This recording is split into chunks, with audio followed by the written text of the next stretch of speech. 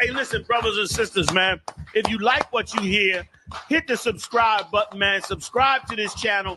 And also, please, go to isubk.com and pay your tithe. Drop me some cash so we can move around this planet like we need to, man, and do the things we need to do. They're one West. They're one West. They're one West. They're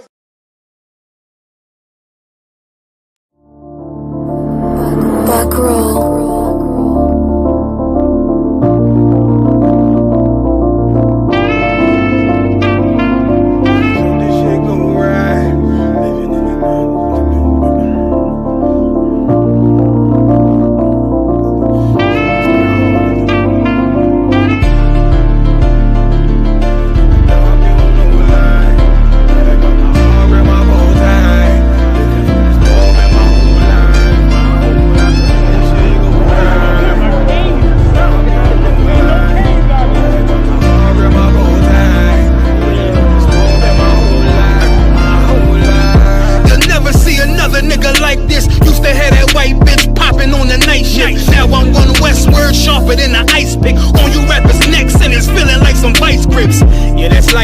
Send my bro a kite quick. Ties of war, we ain't forget about you. Keep your light lit. Rappers can't see, most of them scared to witness. Go and close your eyes, there's one right here for the trenches. Bad bitches, natural hair or extensions. Hood niggas that'll probably grip like some dentures. Brothers on them fences, 23 and 1 out.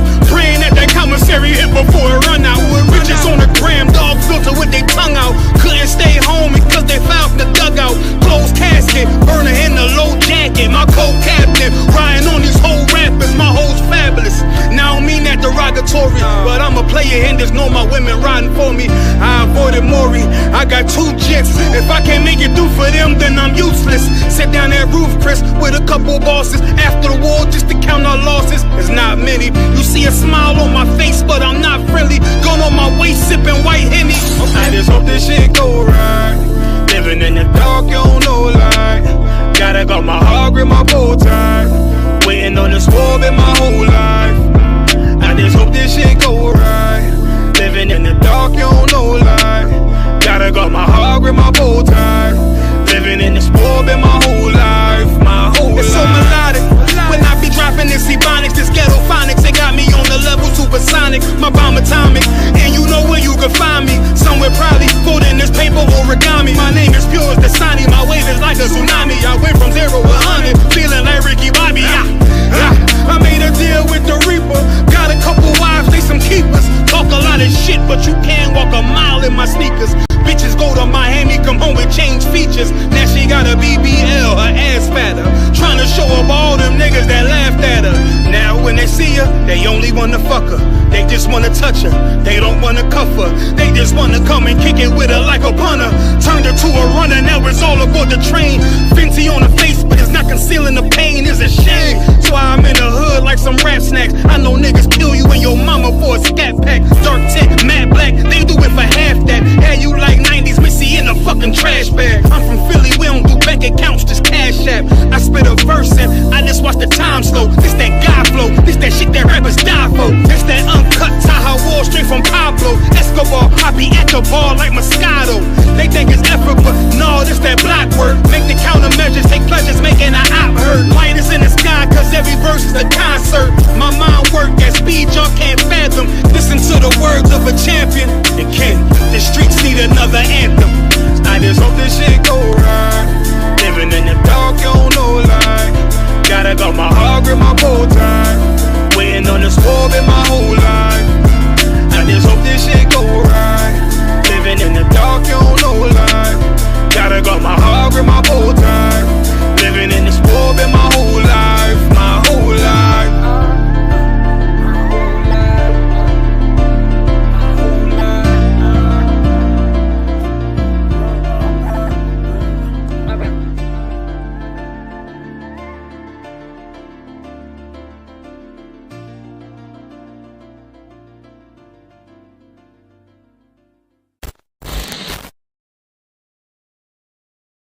Hey, listen, brothers and sisters, man. If you like what you hear, hit the subscribe button, man. Subscribe to this channel. And also, please, go to isubk.com and pay your tithe. drop me some cash so we can move around this planet like we need to, man, and do the things we need to do. They're one West. They're one West. They're one West. They're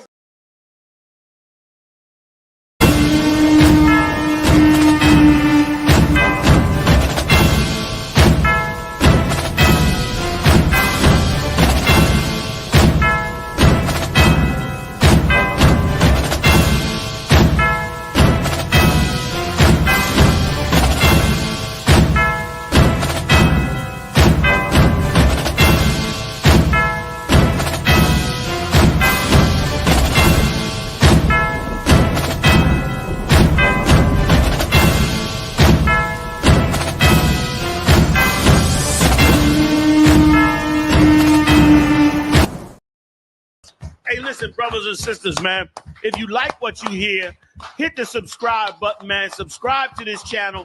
And also, please go to isubk.com and pay your tithe.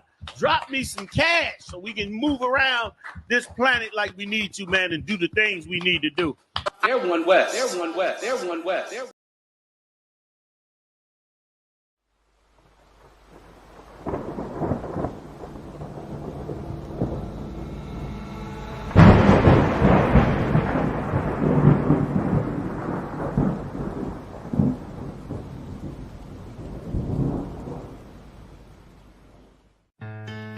West till they bury me.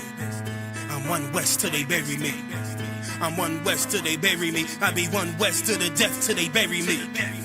One West till they bury me. I'm one West till they bury me. I'm one West till they bury me. I be one West to the death till they bury me. I be one West to the death till they bury me. They ain't scaring me. Rip the soul out of Pharisee. Speaking heresy and get you fucked up apparently. It's like they daring me. I said chill, they ain't hearing me. They ain't listening. Every bar nitroglycerin. Hit your heart, bring it back to start, make you live again. Get them dividends or we start getting ignorant. I be on that soldier shit. I told you shit phenomenal. Nah, but he a domino. So what you suckers trying to do? Rhyming comical. Guess it's funny until I'm bombing you. Bring apocalypse to them pussy niggas that's popping shit. Team of all-stars, I coach them up like I'm Popovich. Fuck the politics and the lobbyists and apologists. They vagina, so we gon' check them like gynecologists. It's kinda obvious how the situation is ominous. The way I vomit this and regurgitate for the audience. They start applauding this cause the competition is fraudulent. From the era where niggas smoke you up like a parliament. The flow been stupid, shit has gotten retarded since. All the dominance of one West rising to prominent. Cause I be one West to the death till they bury me. I'm one West till they bury me. I be one West to the death till they bury me. I'm one West till they bury me. I be one West to the death till they bury me. I'm one West till they bury me. I be one West to the death till they bury me. I'm one West till they bury me. They want a nigga quiet, mute my maneuvers, but I ride like I got Groupon for Uber. Rhymes hard like they been viewed by Medusa. 9 milli Luger, 17 in the Ruger. Only need a few to sit up in your medulla.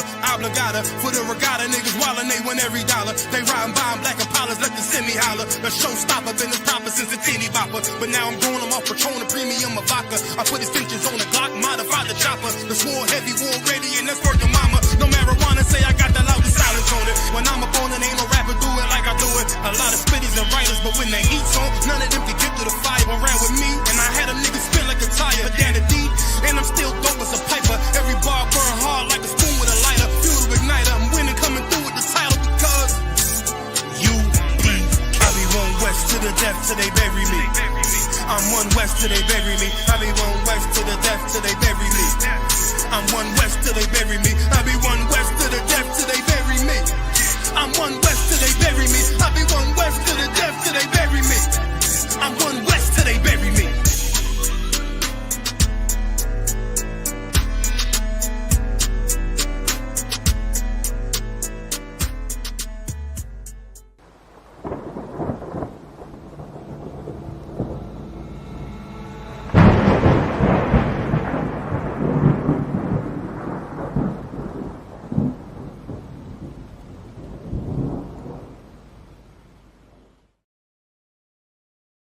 Hey, listen, brothers and sisters, man, if you like what you hear, hit the subscribe button, man. Subscribe to this channel. And also, please go to isubk.com and pay your tithe. Drop me some cash so we can move around this planet like we need to, man, and do the things we need to do. They're one West. They're one West. They're one West. They're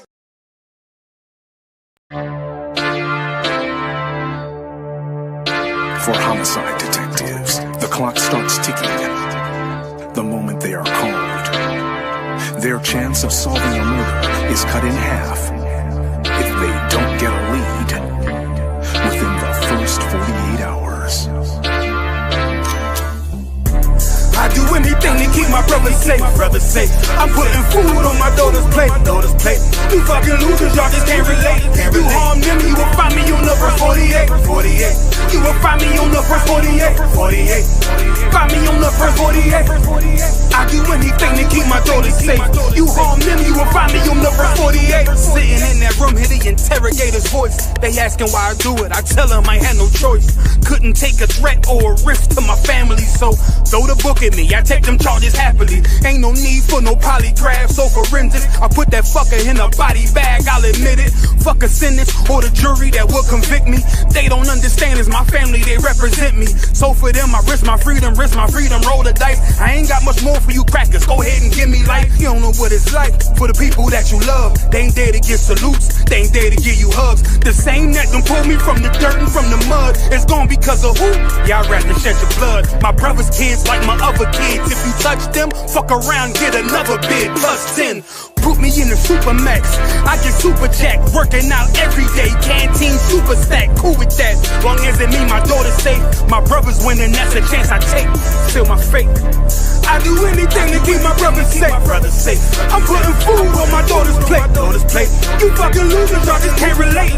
You harm them, you will find me on the first 48. I got wives that done gave they all to stand beside me. Kids that can't see me fall, look at me proudly. Respected by men with honor up on their names. You harm one of them, I promise that you'll see pain. I'm one West train, made an oath to uphold it. Stood with my back against the wall, never folded. Grew up in the city where the love ain't brotherly. I ain't had too many friends, I ain't need the company. I'm my father's son, so I'm cool, just don't fuck with me. I say that you my homie, you're my brother, then you stuck with me. Never turn my back on mine, it's to the dirt. You cross them across that line, I end you first. What only make it worse is loyalty hard to find. Never think cause you out of sight, you out of mind. And I don't mind dying now, cause reincarnation got me coming back. Same scars in my heart aching. Be parlaying with killers from all places. Every last one of them for me a broad day shit. So what you think, I won't do it for them? Once they let me out the cell, shit, I do it again. It's for the family. I do anything to keep my brothers safe. I'm putting food on my daughter's plate. You fucking losers, y'all just can't relate. You harm them, you will find me on the first 48. Find me on the first 48. Find me on the first 48. I do anything to keep my people safe. You harm them, you will find me on the first 48.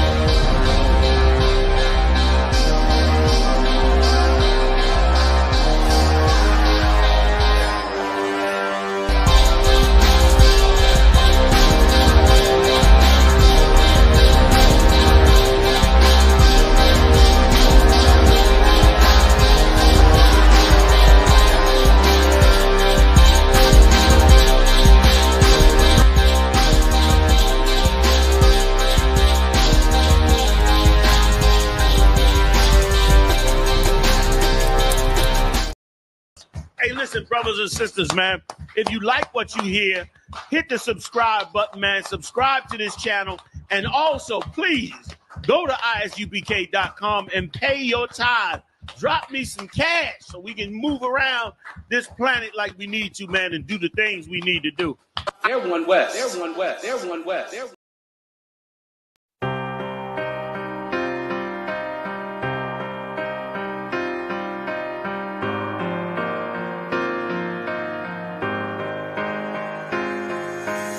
See, I was born to be a soldier. See, I was born to be a soldier. See, I was born to be a soldier. I was born to be a soldier. Hey, hey. See, I was born to be a soldier. I was born to be a soldier. See, See, I was born to be a soldier. I was born to be a soldier. See, I was born to be a soldier. I was born to be a soldier. See, I was born to be a soldier. See, I was born to be a soldier. Left, right, left. I can tell you what it feels like when them problems kicking in. I call it real life. Now I'm feeling trapped. Who can I trust? Second guessing everything. Who can I love? I remember sleeping on the floor, ready for whatever. I was sleeping by the door. I was down bad, didn't want no one to know. I was on my own, didn't have nowhere to go. Everything I seen was a test. I was born to be a soldier, nothing less. This is the life that I chose. This the life that I chose. This the life that I chose. This the life that I chose. See, I was born to be a soldier. I was born to be a soldier. This is the life that I chose. See, I was born to be a soldier. I was born to be a soldier. See, I was born to be a soldier. I was born to be a soldier. This is the life that I chose. See, I was born to be a soldier. See, I was born to be a soldier. Left, right, left. All black is the uniform. Soldiers dead and gone, I'm forever pouring liquor for them. Try me on my brothers, and I'll be moving bodies for them. Came up out the struggle and maintained through the storm. Niggas dying for dead presidents, fucking up their residence. White man dirty tricks, they call this shit politics. Vagabonds, and they some natural born lunatics. That what they is. They set you down when you speaking truth. It black boots when you in the truth. It black boots when you in the truth. This is the life that I chose, nigga. See, I was born to be a soldier. I was born to be a soldier. See, I was born to be a soldier. I was born to be a soldier. See, I was born to be a soldier. I was born to be a soldier. See, I was born to be a soldier. See, I was born to be a soldier. Left, right, left.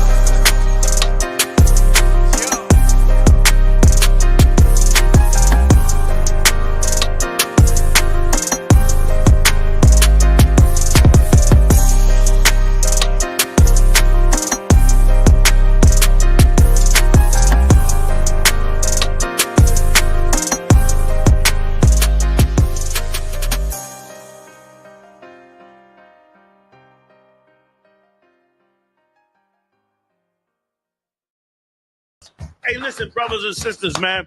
If you like what you hear, hit the subscribe button, man. Subscribe to this channel. And also, please, go to isubk.com and pay your tithe. Drop me some cash so we can move around this planet like we need to, man, and do the things we need to do. They're one West. They're one West. They're one West. They're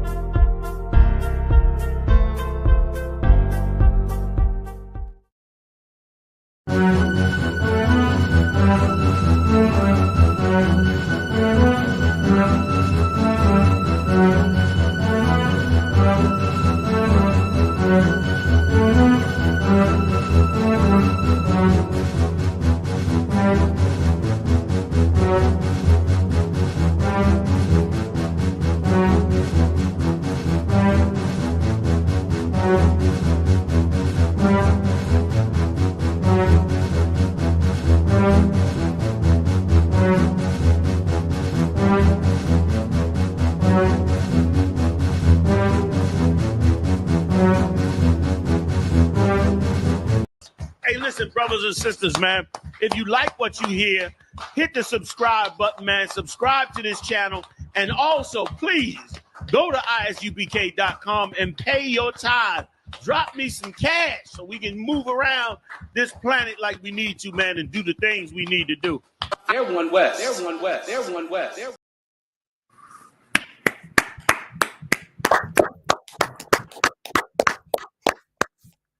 They're Yabashim Shabaka Thumb, Salaki. I ain't sure if y'all could Yeah, blessing. So with the hold on, Salaki. I might have a list of it. Oh shit, okay. I thought you get more stuff and come back. Listen, I said, look what's going on here. I think Richard needs to be shown the exit. Who's that? Richard. Who's that? Some dude on the thing here. Very disrespectful. Oh shit! Hold up. Yeah, give him the what I mean. Let her exit. Don't hit him on the way out. Oh yeah. Richard, you got to go. You got to go, Richie. I come back with a new name. All right. I'll Trump to say, get him out. Trump to say, get him out. You're fired, Richard. You're fired. Yeah, I mean. So hold on. Yeah, we back again Saturday night, rocking it out. You know what I mean, with the usual suspects, holding up for Command General Yahanna, hardest working man in Israel, give him a hand. So where we at? I think we got a host of stories. Yeah. I don't know if we can get through them all, but I definitely want to rock. You know what I mean? I know tonight we have the usual, of course, Captain Nanthak holding us down. Yeah, I mean, rocking it out there from the Carolinas. Captain Cahan holding down the South. Yeah, I mean, Florida, Texas, all of them spots there. Captain Kapash, you know, holding down Indianapolis, you know what I mean? He's somewhere around the world tonight, you know what I mean? That's why you had the shield up. You know what I mean? We have Captain Aria, you know what I mean? Holding down all the way around. Hold on, computer getting me some issues here. Captain Karathia, UK, bad man, Pondians, bang, bang. Hey, it's a lucky Cap. Hey, go ahead. I just want to say, Captain Karathia, you put the K in the UK. Oh, shit.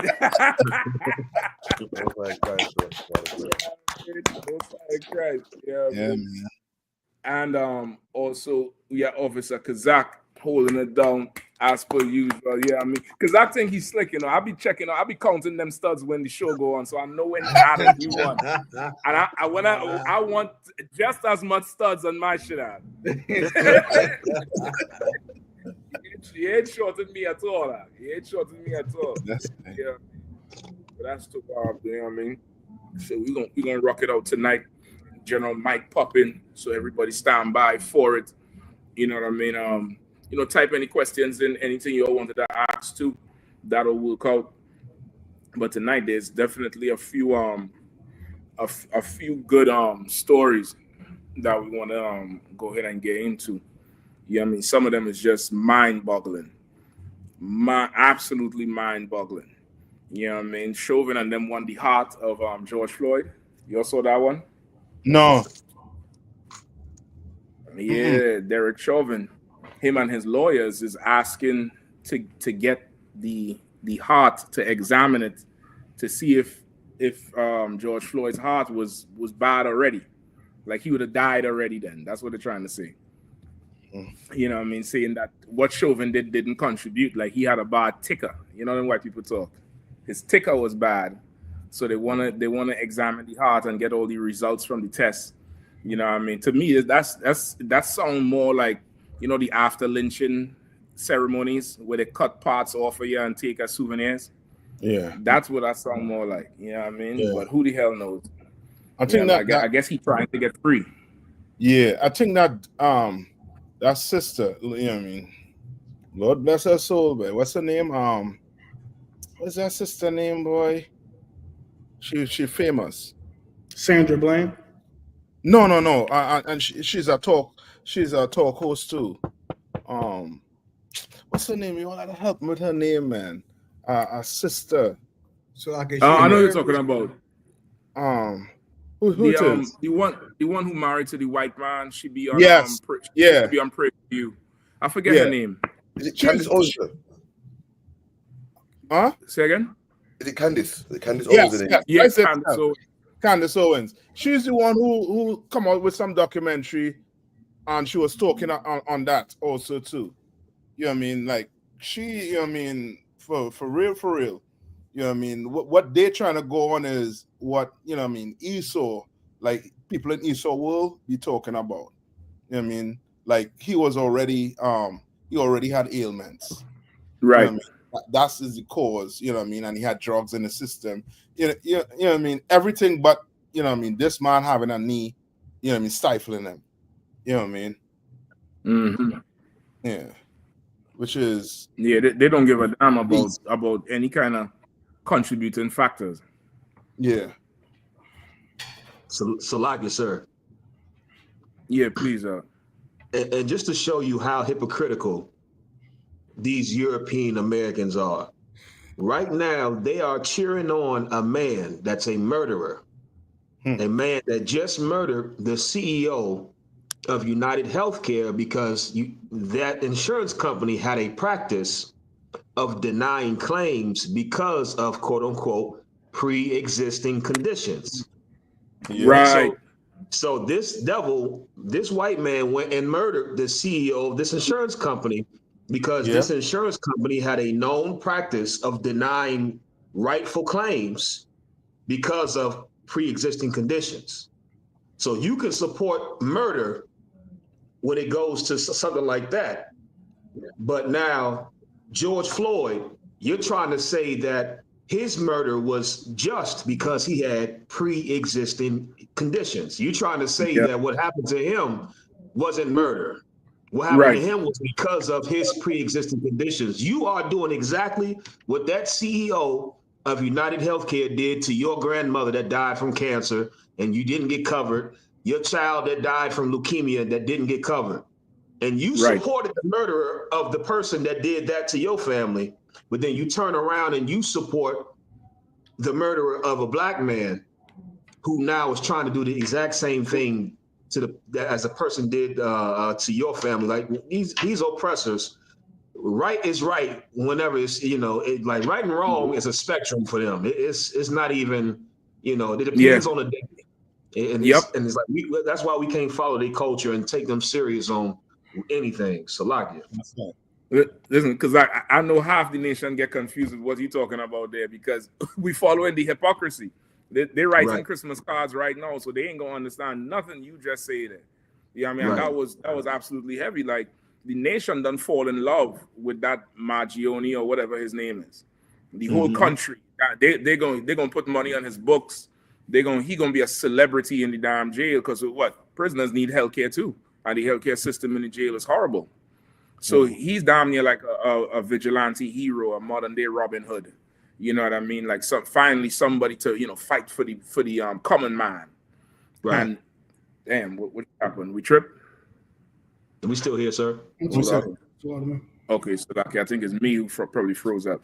Right. So they would look at him like he's a hero, as you saying, for championing on behalf and bringing down the hammer on that, even though he committed a crime. But now, a crime against the whole pre-existing conditions thing.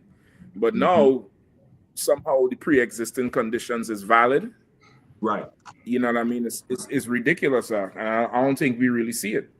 I don't think we really see it at all.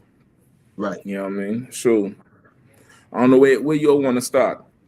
Y'all got to let me get off on Paris, but I had to, jump out the plane on that Eiffel Tower. Y'all definitely had to let me get off on France, but yeah, I mean, I could hold this on a little later on. Where y'all wanna jump? God, if we could touch on that story about that MAGA dude almost getting assassinated, almost getting took out of his residence. I don't know, the general consensus, but definitely that story right there. That's another close call. Yeah, let's rock with that. Let's rock with that. What number that one? That's like number 9 or something. Let me just double 9 check. or 8. That's number. Let's see, go right here.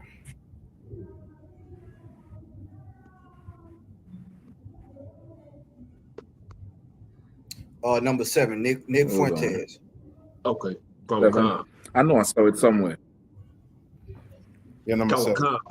Far-right activist Nick Fuentes says armed triple homicide suspect came to his door.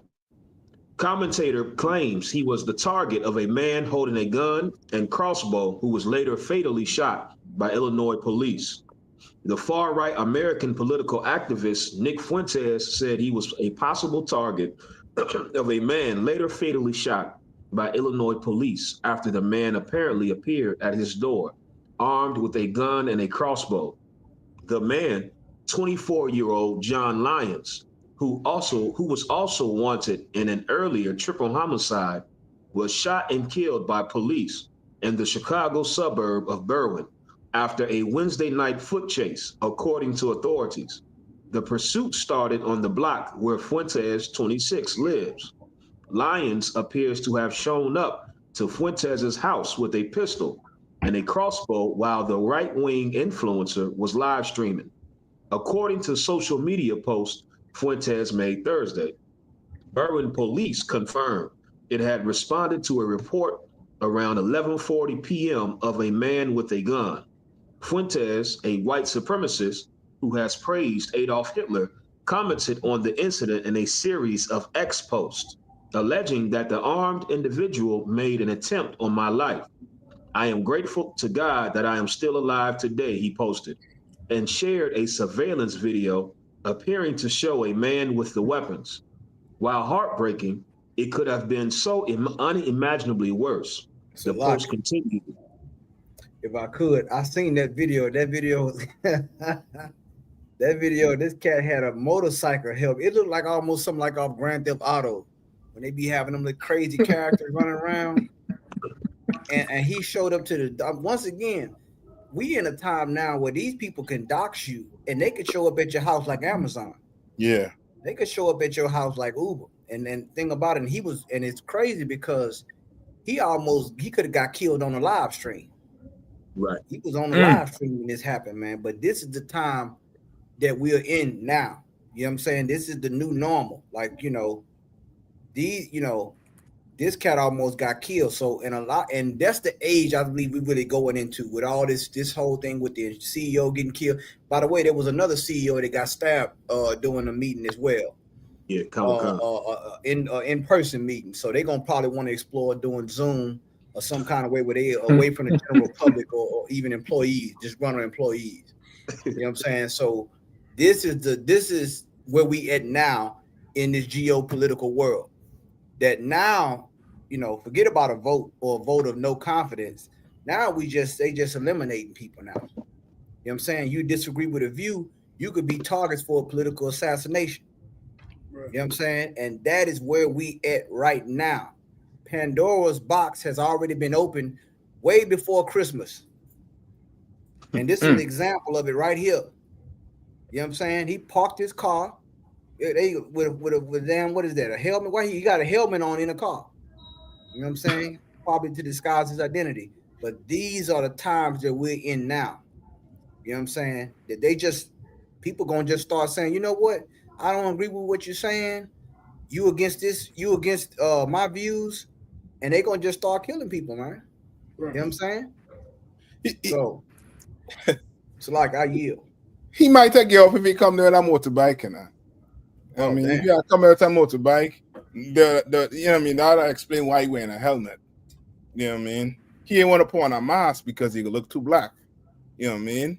So he put on a helmet. Oh, he might be identified with that mask. That helmet, he probably has some crazy hair, tattoos, all kind of shit. That helmet probably hide everything. Good night. What's your This so, is okay. So what was his purpose? Like what did he want to take out Fuentes for? If I could, so I believe I thought this because somebody went to this cat's house, I think 2 weeks ago. So some woman went to his house about 2 weeks ago and maced him. No, I'm sorry. He maced her when she popped up at his house. Like he answered the door. As soon as he answered the door, he came out with some mace and sprayed her with the mace. And it happened right after Trump won. I'm sorry. Right after Trump won the election, he came out and said, he was talking about abortion rights and said, what did he say? It was a great quote he said too. He said, your body, he said, your body, my choice. That's what he said. That was a hell of a quote, right? Wait, what do you say, Ariel? Your body what? I came up with this. He said, it's your body and it's my choice. He said, all the women pro-abortion that was mad that Trump won. So after that, he got doxxed. He got everybody. They exposed the address, and this is actually the second person that's come to his house. I thought when we first started doing something about the first story, this is the second person to come to his house trying to agitate him or harm him. Listen, I look at his face too. His face looked like one of them obnoxious devils that would, like how Ben Shapiro is talking with that nasal voice and. It's your body, but it's my choice. Like he Dexter in the laboratory devil. Yeah, he looked like that. Yeah, he looked like one of them. You start to talk about taking his place from the Native Indians. He gonna just tell you we won. Right. Yeah, they lost. And let's drop the mic. Yeah, they didn't have enough arrows, buddy. Some shit like that. He looked like he would say some shit like that. Like that's wild. Like you saying, like we in that time now where this is gonna become more and more the norm. Yeah, I mean more and more the norm. And it's like the society reflecting on itself because those so-called school shooters, not so-called, they are. They believe they taking action for something valid, just like these fools here. Yeah, so it's down the society done turn, like you're in the house of mirrors now. You don't know how the hell to get out, and you're just running into each other. 1 week is a shooter, next week is this dumb shit, with the assassination and the, the random quote unquote random shootings, and it infiltrating all forms of their society now. So they're in a real trick bag. You know what I mean? Salaki, if I could, I mean because somebody wanted to say something, Salaki. No, I'm done. If I could, and that just goes to show you with this society how the justice system has imploded. When you start getting these vigilante people who and remember the Bible says it's so right. Every man is right in his own eyes. Paraphrasing. And that is where it's going now because the justice system that has imploded really because there's so much corruption that now people are having their own call to arms in whatever they view as personal. So I believe the healthcare system is wrong. I'm going to shoot a CEO. I believe this is wrong. I'm going to shoot up a school. I believe this person that said this about abortion or that agreed with Hitler is wrong. I'm going to take it upon myself to be a person that champion justice in my own form of justice. Yeah, right. And that's why it's a fine line between revenge and avenge. You know what I'm saying? Like that's why the UPK is so important, man. We in these times, like once again, the Lord is. I mean, this is the new normal. What you see here, because that Officer Kazakama said that Luigi cat. I mean, he's getting. They worrying about copycats now. Once again, that CEO got stabbed in his place up at the job. You know what I'm saying? Doing a meeting. So that's where it's going, brothers and sisters. You know what I'm saying? This is right here. It's time to wake up. It's time to get your house in order. So I yield. And that's a good point. Kahan bring out too with them being worried. They're so worried that they're not even like putting the manifesto out online. But the girl that did the shooting recently in the school, right? The Christian school, and Luigi. They didn't put his manifesto out as yet online. All they getting is, you ain't getting the authentic thing. You understand? Because they're really trying to suppress it. They really ain't trying to have copycats because they know how, these oppressors are. They see these oppressors doing this. To them is a valid reason. So, well, I'm white, I'm free. I could do that too. You know what I mean? Right. So this is it. Because ain't no, Negro gonna read no Luigi manifesto and then go, look for a CEO. We have other things to worry about. We have bills. You know what I mean? We trying to survive in this place. You know what I mean? This oppressor, he was rich. I'm talking about rich. Like he didn't have no one for money. Right. And in his mind, you know what I mean, he has to get justice. You know what I mean? You know what I mean? Which is crazy. Like how you gonna stop that? How you gonna put policies in place to stop that? You understand? You definitely gotta take the guns out of every white man hand to stop something like You that. gotta profile. You gotta profile them, Cap. Like that's what the Lord done. He done back them into a corner now where they're gonna be forced to profile their own people, because this ain't a hillbilly that come to town. This ain't, this ain't the Hatfields that come to Beverly Hills, and you could spot them out because they, trailer park trash. Like this dude, he put that hoodie on, and he could be Matthew McConaughey under that shit. Right. He walk up into the building with a nicely pressed suit. He's getting past security. He coming straight to the boardroom. You see the girl? The from Wisconsin? Yeah, you see the girl? I just have a picture. The same thing you talking about. She could pass for the same thing too. You will not search her bag for no 9mm. You see a 9mm in the bag. This is not her bag. Where did you get it? For what? You made a mistake. Take this back home. You mean it must be another person with the same name. Yeah, it's another person with the same name, and that's how they do. And to back up on the point that Yahanna was just making there, they for sure is, and UCAP, they for sure is studying former mass shooters and terrorists. Like that's part of the allure, and that's from FBI studies and the database for these shooter studies. They say they've studied past incidents because they identify with other school shooters and mass unalivers. And this is the thing. I had a big up Mathia in DC. Pull this out the damn hat. Brother, this is her. This is the girl who shot up the school in Wisconsin.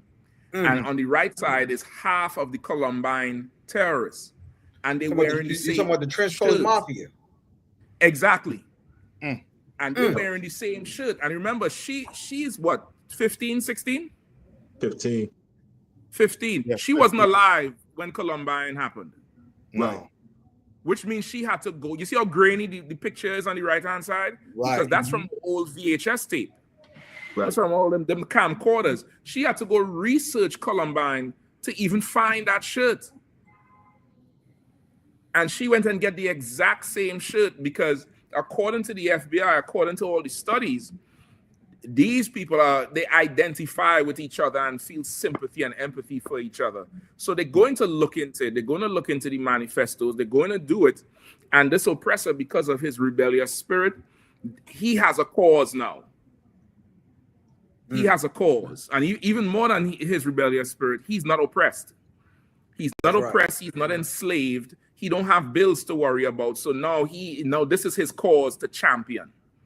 Rise up and stand up for the the billions and the 1% and every other excuse he gonna make just to shed blood, which is what his lust is. So lock it, Cap. Come on, please. Can I pull one scripture? This is so heavy, man. Like I didn't even know she had the same shirt as this cat. And I think you said they studied those people, those criminologists. They study these types of things.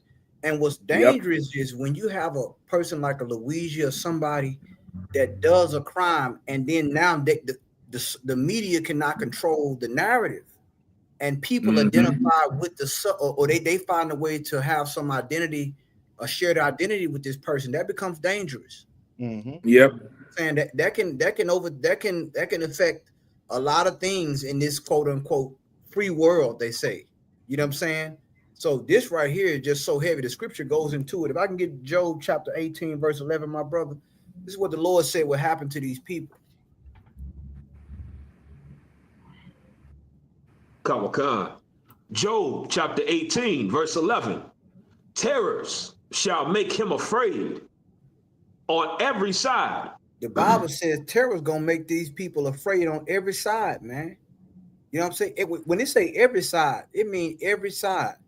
The north, the south, the east, the west, even in their own office, in their own CEO meetings. even in their own homes. The Lord said terror gonna make him afraid on every side, man. Want to say it's a war on terrorism. You got people that look just like them, that's close to them. You know what I'm saying? Boy, oh boy, we would have stayed segregated. We wouldn't have a lot of these things we would be immune to. Yeah. We would be quarantined from that. We would have, because we wouldn't have been on his side. Mm-mm. We wouldn't have been on his left side. We wouldn't have been in his restroom. We wouldn't have been on his, drinking out of his water fountain. We wouldn't have been in his schools. Right. You understand? So now we've integrated into terrorism, and to be a casualty at that. Keep going, my brother.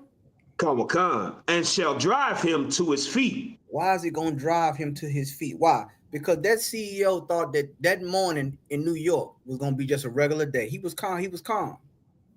Millionaire, CEO of a major health company, but terror going to drive them to their feet. Now every CEO, they scrubbing the internet of any CEO picture and identification. Yep. It's confidential now because terror then drove him to his feet. To drive someone to their feet, they have to be in a relaxed state at first. They're not standing. Yeah. They're reclined. They're in the lazy board. You know what I'm saying? They're in the executive suite. You know what I'm saying? Now they have to drive. Now they have to move a lot different. Because what? Terrorism. Keep going. Khan. Verse 12. His strength shall be hunger bitten. And destruction shall be ready at his side. And that's what you're seeing right now, brothers and sisters. His strength meaning he gonna start to get weak, just like Esau. His strength gonna become hunger bitten. You know what I'm saying? That's his father. He gonna become hunger bitten. He gonna begin to get weak, and destruction is gonna be ready made at his side. You know what I'm saying? It's gonna be prepared for him. You know what I'm saying? So I just wanted to bring that scripture out to edify a lot of our brothers and sisters out there on social media, if I could, Cap. The water, sir. That's like it. Go ahead. Oh, Salaka, the water. What Captain Gahan was saying, man, is so heavy, because, especially when he's saying how when they can't control the narrative, they even have a whole government entity because this same thing happened during the days of the gangsters, the white gangsters, the baby faces, and the all those gangsters and things like that, because they were being glorified by the people. The gangsters were being glorified by the people, and they, like, even to the point where the people would be supporting these gangsters, like, helping them get away half the damn time. They're robbing banks, and they hate the banks. So what the government did was through they made a department that scrubs the movies to where only the cops can be the good guys in the movie. Like, they couldn't make a movie where the gangster was a good guy, where what's some of them gangster names that was big and had everybody loving them, Bonnie and Clyde. Bonnie and Clyde is a good example of that shit. Your Jesse James, your Bonnie and Clyde. Yep. All these like outlaws, where the oppressor was like glorifying these outlaws. Like, man, those outlaws, they're sticking it to the man, and they're, living life free like they want to, and they're not taking no shit and all this and that. So, hold on, Slocky, I gotta go. No sweat. Yeah. No sweat. Yeah, you're absolutely right. Like go ahead, Cap. I'm back. I was just saying, they made a department just to scrub the movies where you couldn't make the enemy gangster the hero. What I mean? So they know the power of the people getting on the side that's against anti-government. Shoot, look what they did to Alex Jones. Damn near violated all his rights and just kicked him off the damn airways. So shit. Now I wouldn't go that far, Cap. I think Alex Jones did that to himself. I think he committed social suicide. He committed social suicide. Alex Jones did that to his goddamn self. Yeah, I mean, I'd treat Alex Jones like how them KKK from the late 1800s and early 1900s treat when a brother, go missing. He did it to himself. He climbed all the way up on that tree and hung himself and tied his hands behind his back. Alex Jones did that to himself. He should learn to watch his goddamn mouth. And if you don't know what to do with that mouth, I got some boots that need kissing. Yeah, I mean. There you go. There you go. I got boots that need kissing for him. But yeah, you absolutely right. Like it's getting to that point now. You know what I mean? Where, you know, the public is for sure, because of, again, how America is. Like another country, I couldn't see the public outrage being the same. Like another country that's more homogeneous, like, you know, China, Japan, Korea, you know, some of them African countries, Ethiopia and, you know, Somalia, them more homogeneous countries. Something like this probably wouldn't, you know, take so much flight. They probably would rise up against the CEOs and them and the powers as a group more so than the one vigilante. But America always gives rise to that outlier. Again, the whole Tom Cruise Top Gun type dude. You know, he don't obey nobody. He don't listen to nobody. He's the man. He's the one. Rebellious. Like that's really what's going on here. And they done built a society on rebellion. So you're gonna have, you know, every Tom, Dick, and Harry coming out the woodwork, like this cat here, like Luigi. You know what I mean?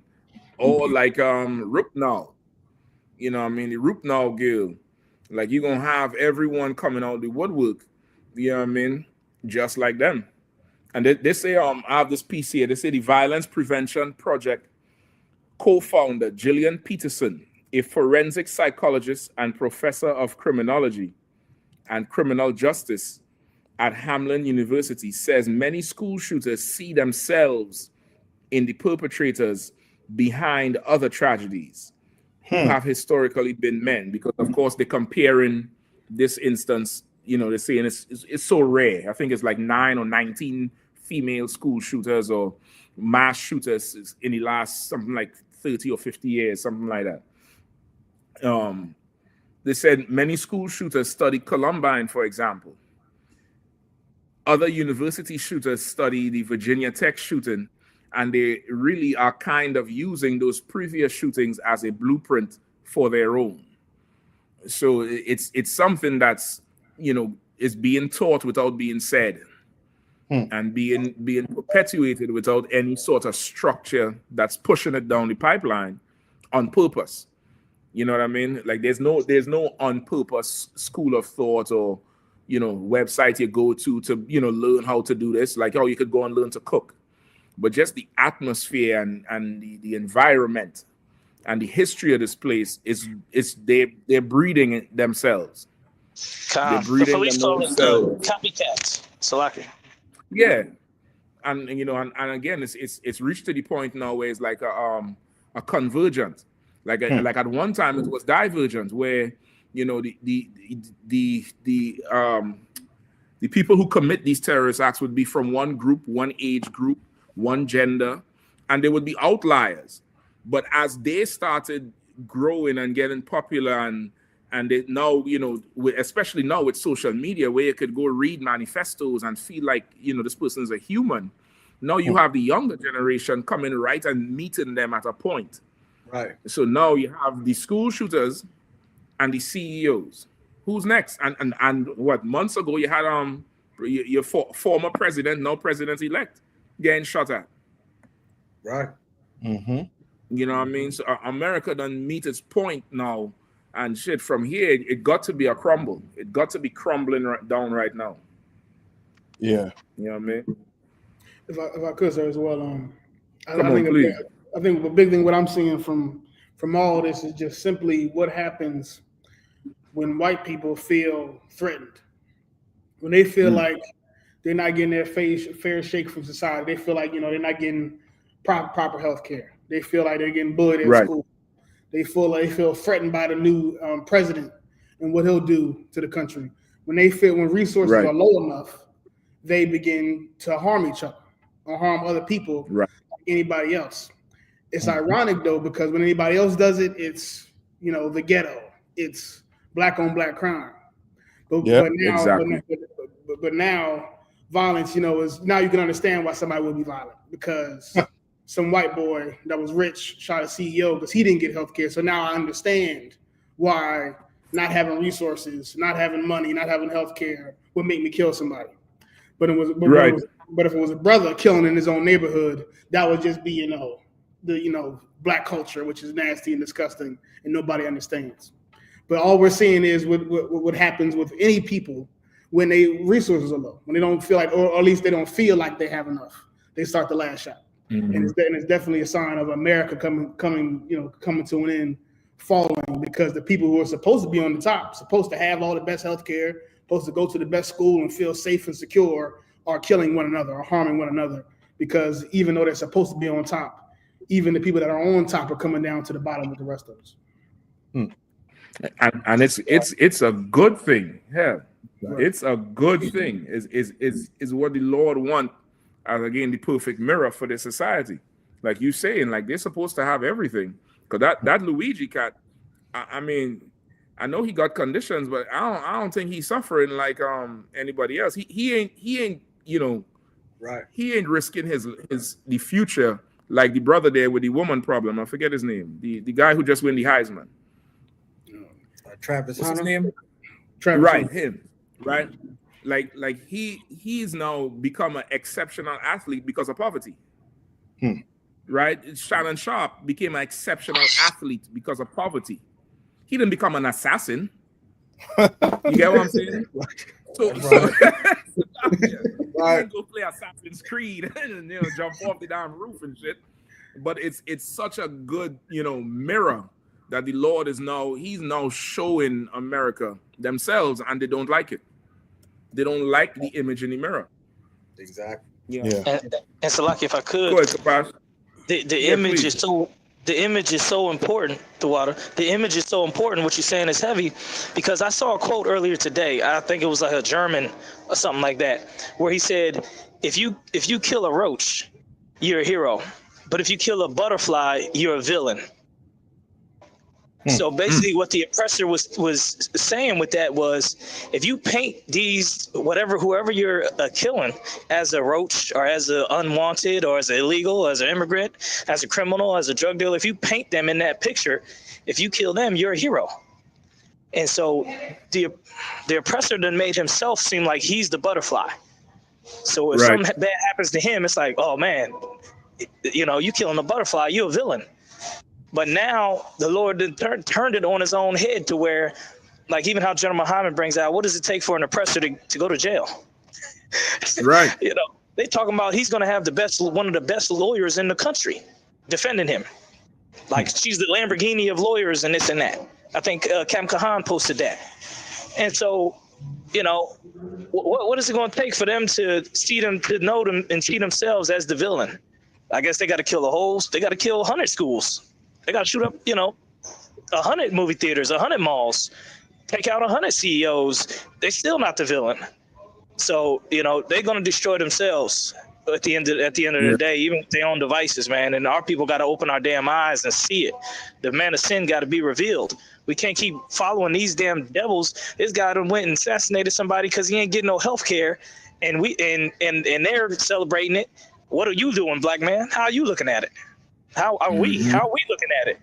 Are we looking at it like the Lord told us to look at it? He's a murderer from the beginning?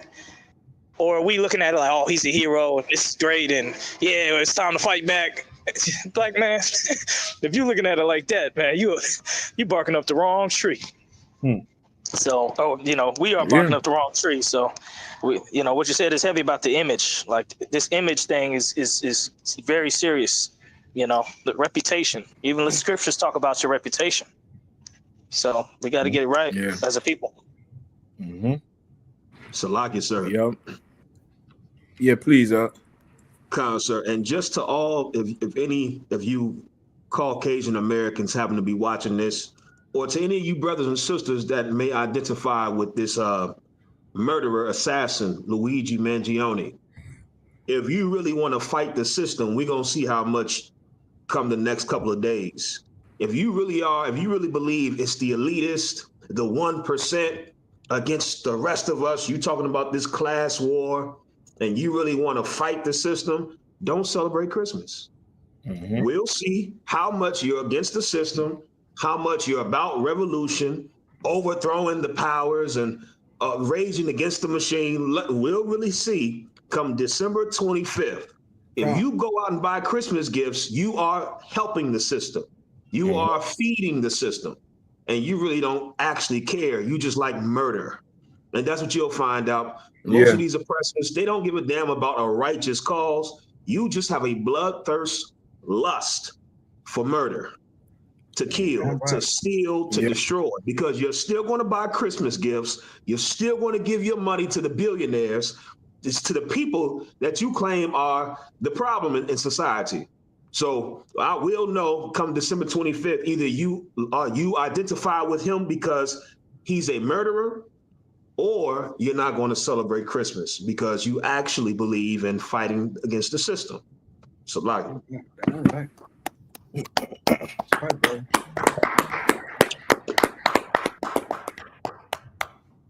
So like, if I could, I mean, keep you know what I'm saying, keep going on, but it's just so heavy what Captain Mashak said, man. You can't, it's a psychological aspect of it, but you can't hate the mirror for the mirror doing its job.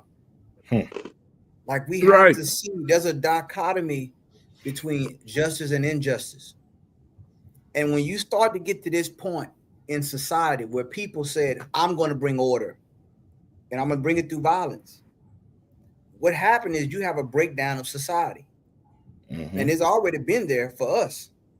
But now it's starting to implode with white people. Cap Mario brought it out. Excellent. You know what I'm saying? With black crime or black on black crime or black injustice versus white injustice. They try to see it through two different lenses. You know what I'm saying? And this is why it's important to be spiritual. I had a talk with a young brother, and I'm trying to use these analogies to be able to reach young brothers and sisters. But it's one thing I had to tell you. I had to put it to him like that. I said, brother, look at it like this. The flesh is just a filter. The spirit is how they really look. You got a lot of people that got filters when they take pictures. Look at that like the flesh. The spirit is how they really look. And you're seeing the spirit of America right now. You know what I'm saying? The Lord is going to give you, it's a reason that we had to go through 400 years of slavery. And people could say, well, how can you go through 400 years if this is a civilized society? These are civilized people. You about to see why. The Lord is going to give it to you in HD, high definition, and in real time. He's about to show, we doing a replay now. He about to rewind it and say, I'm about to run it in your time now. You know what I'm saying? They try to, a lot of these things in these schools now, the professors, they can't talk about these things in political science classes. It's too volatile. They can't talk about what's going on in the Middle East when it comes to geopolitical things that's going on. It's too volatile. You got Palestinians sitting in the class next to the Jewish people. Right. People who family work in the healthcare industry right next to people who ain't getting healthcare. You know what I'm saying? So the Lord is making this, and some people want to call it a class warfare, and there's some levels to that too. Some people want to call it a culture war, but it's a war nonetheless. Wars and rumors of wars. And all these things right here, our King prophesied that would happen before his return. You know what I'm saying? And we've seen it right here. So don't hate the mirror. Yeah. Let the mirror do its job. Right. I yield. Right. I'm to add what thoughts you were saying too. You know it's so crazy. Go ahead. Okay, every year it come around where you have to pick your health, your different healthcare, right? This is why I don't understand. Why you didn't just choose somebody else? Choose some other health care company. Right. Why right. You had to sit down and instead of choosing another health plan, your plan is to get a gun, get a silencer. Like your whole plan is to go commit a crime instead of just switching your healthcare system, and that's the man of your oppressor. Like we really don't know, and this is the black leaders, they're Christian church fault. You think that, this man is a normal human being. He is not. The Bible call them beasts. The Lord call them beasts for a reason. You cannot reason with an animal. You understand? You clearly could see you can't reason with him. You telling me he couldn't go choose something else, choose some other health plan? There's a ton of other health plans out there. Why you have to go with United Healthcare? He could have gone with Obamacare.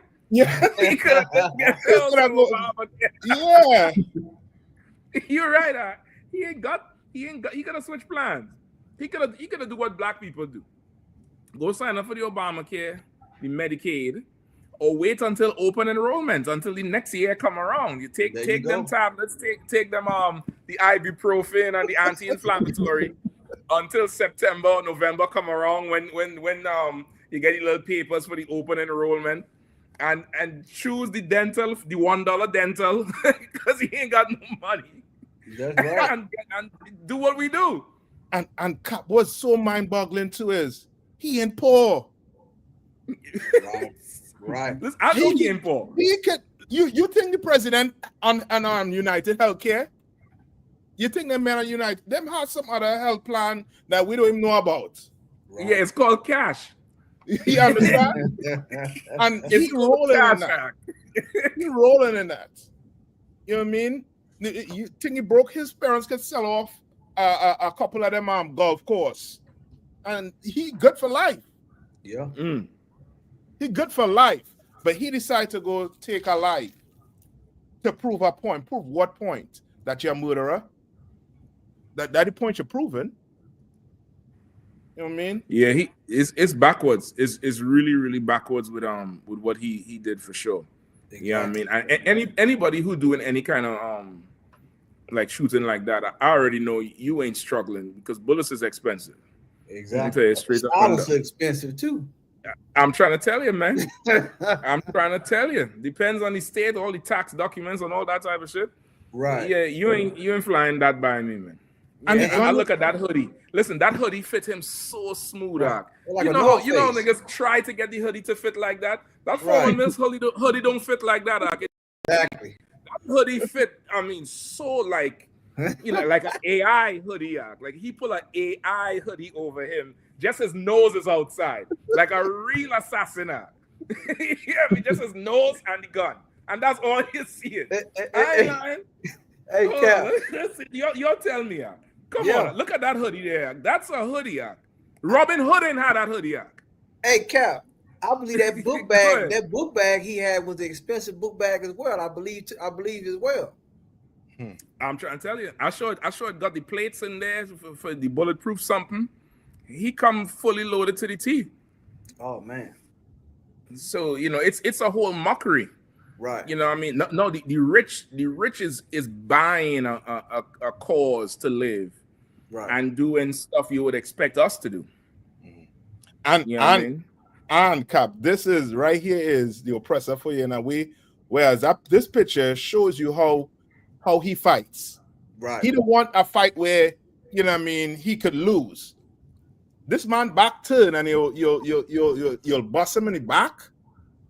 That is the oppressor right there for you. He fight a fight that he know he could win. You understand? Mm-hmm. Why had to do all that? You know what I mean? You're committing a crime, right? And in your mind, it's right. Exactly. You leave a manifesto behind.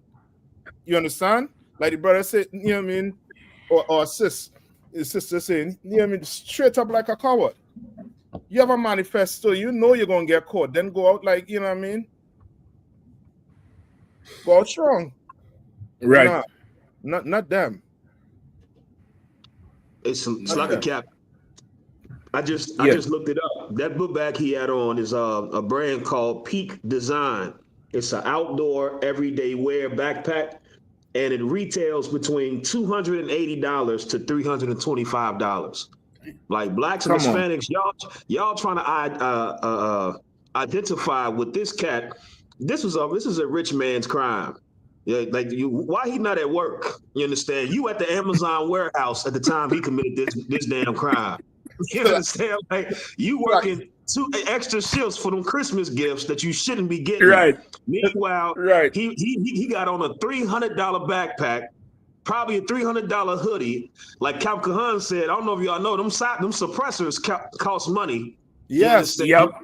The suppressors, the bullets, you understand? Like, and then they say he rode a damn city bike, some type of city bike they got in New York or whatever. Like, this is a rich man's crime. This is not you identify with something that you shouldn't identify with. He's not fighting for you. This is not fighting for your struggle. You couldn't even fathom or understand what's going on right here. This was for him. This wasn't even for the rich or anybody. This was for him. This was for his own lust. Yeah. Because Zach, what you just said there is that his bag cost like a month or 2 of healthcare. That's right. Right. Gun cost healthcare. You understand? I think he has his priority wrong, just like America. You understand? The priorities are totally wrong. You understand? I was just gonna say, I bet he had a whole stuff for that shit. Jake spin the block, pull that shit out the belt, the waistline. I bet he did this crime with a whole. I bet he tucked it back into the holster too, or something. Now unscrew the shit and put the gun nicely, but decocked it and put it back in the holster. He's so so privileged. Go ahead, Aria. No, so I was gonna say it's just this from listening to what everybody's saying is extra foolish what he did, because being that you are somebody that's well off, that I believe he went to an Ivy League school, came from money. You could say, okay, I think there's issues with the healthcare system in America, so I'm gonna go be the politician that fights for it. I'm gonna be the advocate, or I'm gonna do something that could actually change the policies in the country. But you did something that's definitely not going to work, which is you're trying to force the hand of the CEO people. You're trying to force the hand of healthcare companies, as if by killing them, they're going to submit to you. As of now, they're going to say, well, you killed them, so everybody get free healthcare. I doubt that's what's going to happen. I doubt that now that you're going to scare them into giving you free medicine. Now, if anything, now you're going to embolden them to hold the line. You're going to embolden them to say, regardless of what you want, I'm not giving it to you because you're not going to force me to do it. When he came from a place where he didn't have to be violent to achieve his goals, she had better channels than most of us. I would assume he had better channels than most of us to actually achieve his goals. But he's so, I guess, young and foolish and just, violent that he did it this way, which is just going to be, if anything, it's only going to embolden the healthcare company to make the rates higher, and I mean, or keep the rates the same, because you're not going to force them to do anything. Right.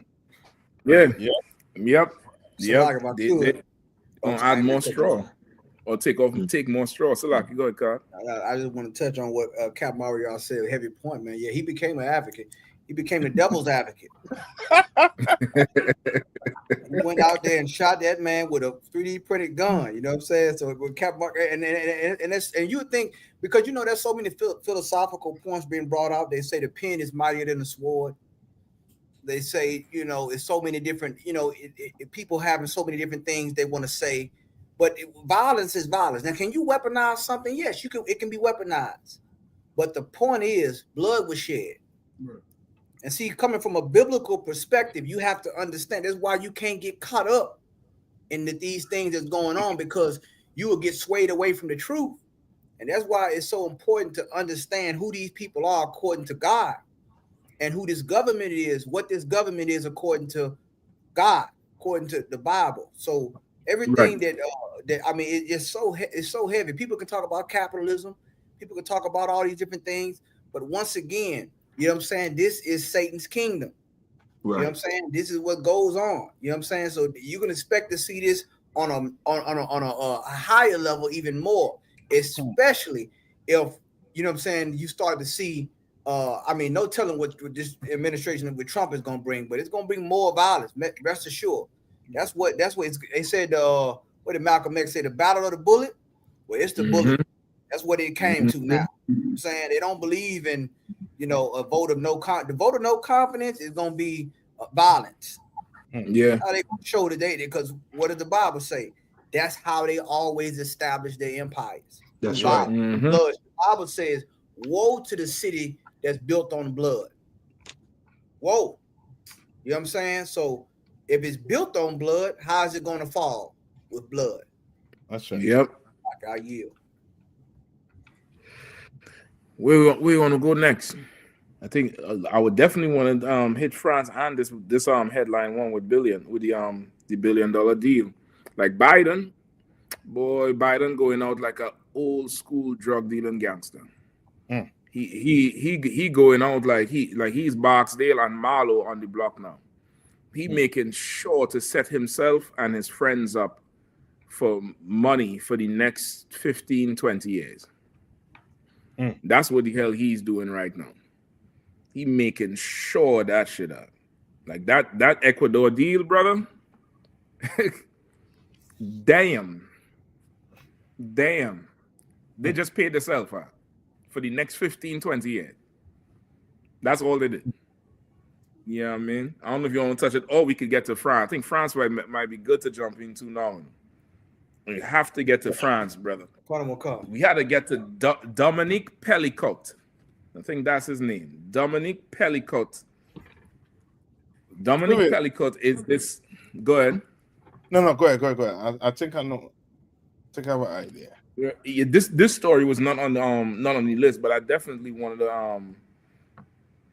to jump into it because of the like how outrageous the story is. The story is absolutely, I mean, something out of a special edition Law and Order SVU type story, brother. It's a ridiculous story.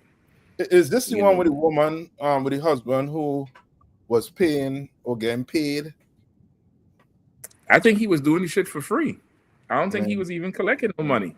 I think he was just this here is just part of the Eurocentric sexual deviancy that we've done inherited as a people through the slavery and oppression. Yeah. Like any sort of deviancy you see with us, even like how it comes through the religion with the churches, it comes from them and their perversion. You get the point? And just to add to what you're saying too, that carnival and all too, because you know what I mean, so much people think that carnival is part of the culture when that ain't your culture. That's the slave master that give it. You know what I mean? You fought for it. The carnival was originally an exclusive party for the aristocrats. That's why they would walk around with the little stick with the mask that cover your eyes. The little Mardi Gras, the expensive parties. And of course, the slaves wanted to have their own, and started the riots and stuff. You go into the whole history of it. There are different Camboulet riots, and trying to have their own, and eventually work at it after so many years. And now the carnival just comes something common for everybody else. But that carnival was not a common thing. It was their sexual lust. Carnival, it comes from that Latin carne, which is farewell to the flesh. It comes right at the end of the Lent season, where you just you get in your last one in before you go and do your hypocrite 40 days of no eating flesh and no fleshly things. So it's really an overdose of sexual orgy. But this thing here, brother, this devil, let's see if I get him up on the screen. You see him? Dominique Pellicot. Dominique Pellicot was drugging his wife. I mean, shit, because you had the article? Yeah, I got the story right here. Yeah, go ahead, please. Okay. Giselle Pellicot's ex-husband jailed for 20 years in mass rape trial. French rape survivor Giselle Pellicot, ex-husband, has been jailed for 20 years after drugging and violating her and inviting dozens of strangers to also abuse her over nearly a decade. Dominique Pellicot, 72, was found guilty of all charges by a judge in Avignon, southern France, and cried in court as he was sentenced to the maximum term. He was on trial with 50 other men, all of whom were found guilty of at least one charge, although their jail terms were less than what prosecutors had demanded. Miss Brother, Pellicot, 50 men. Over, and that's 50 we know about. That's the 50 he taped. This devil here taped them in. For anybody who ain't really familiar with it, he was drugging his wife with whatever strong drugs. He probably was getting them drugs from Syria. What is it, the Captacon? What was the name of the drug? Not have that. Captagon. Captagon. The Captagon drug. He probably was getting that Captagon and putting her out for over a decade. And he would just, on some app, link up with different men and invite them over to have sex with his wife while she is unconscious. And he had a whole criteria of, you had to, smell good and shave your face and have clean nails. And so he would vet whoever was coming. And this guy was filming it. And he kept records. That's how they was able to catch all the 50 men. And for years, the broad would be, falling asleep and feeling extra drowsy. She started having problems with, her female parts. And the doctor would tell her it's probably the onset of Alzheimer's and, go see a gynecologist. She ain't knowing this thing going on. Like, I even found it hard to believe that I thought she was in on it. I thought this was some old nasty swinger shit. But come to find out, this broad didn't know nothing. And he was just having these men come in there and do whatever to her. And the defense lawyer for the men is arguing that she was a little bit out of it, but it was consensual. Wow. So, of course, the prosecution played the tape back. And they played the tape in court of each encounter. What? And according to the news, brother, I tell you, I've followed the trial whole week. Or not the trial, but the news that came out. According to what the court reporters were saying, is that it was so clear that this woman had no idea what the hell was going on. So, of course, no consent, is no. Silence is no in this situation. And that's the only way how these men get charged with rape. And there's a big outcry in France now, especially from the women liberation and the women's movement, saying this is an extension of the rape culture because they're saying the sentencing was too lenient. It was too lenient on what these men did. And the 50 men, it ain't all white men, it ain't all Arab, it ain't all African, it ain't all Italian. They say it ranged so much, you can't even profile the men. They say the range, age, ethnic background, religion, social status in society. They say the men come from all walks of life because everybody's such a goddamn deviant on the internet. And deviants meet up with deviants. And brother, he had to hate this woman from the time he married her. Had to. He have grown adult kids with his brother. 50 men. 50. Insane. That should show you how this thing too is almost like marriage, right? Like I learned this recently. You know what lavender marriage is? Lavender? Like no. I'm scared to ask. Is it one of them IUIC purple gold gold and purple marriages? It sound like it but I think the real meaning behind it is like a LGBTQ person marries a straight person to hide their identity. You understand? And it seems as if, these oppressors, they be doing that a whole lot. Like this man here, clearly, he on the other side. You know what I mean? You could sit down and watch your wife get torn up by 50 men and drugged. And film this shit. Yeah, and film. You understand what I'm saying? Like you on the other side. You understand what I'm saying? Like he don't, he had that woman just to hide his lust. And somehow it come out. You know what I mean? He had children with the woman, with that woman, just because to make it look as if this is, I'm a heterosexual male or whatever.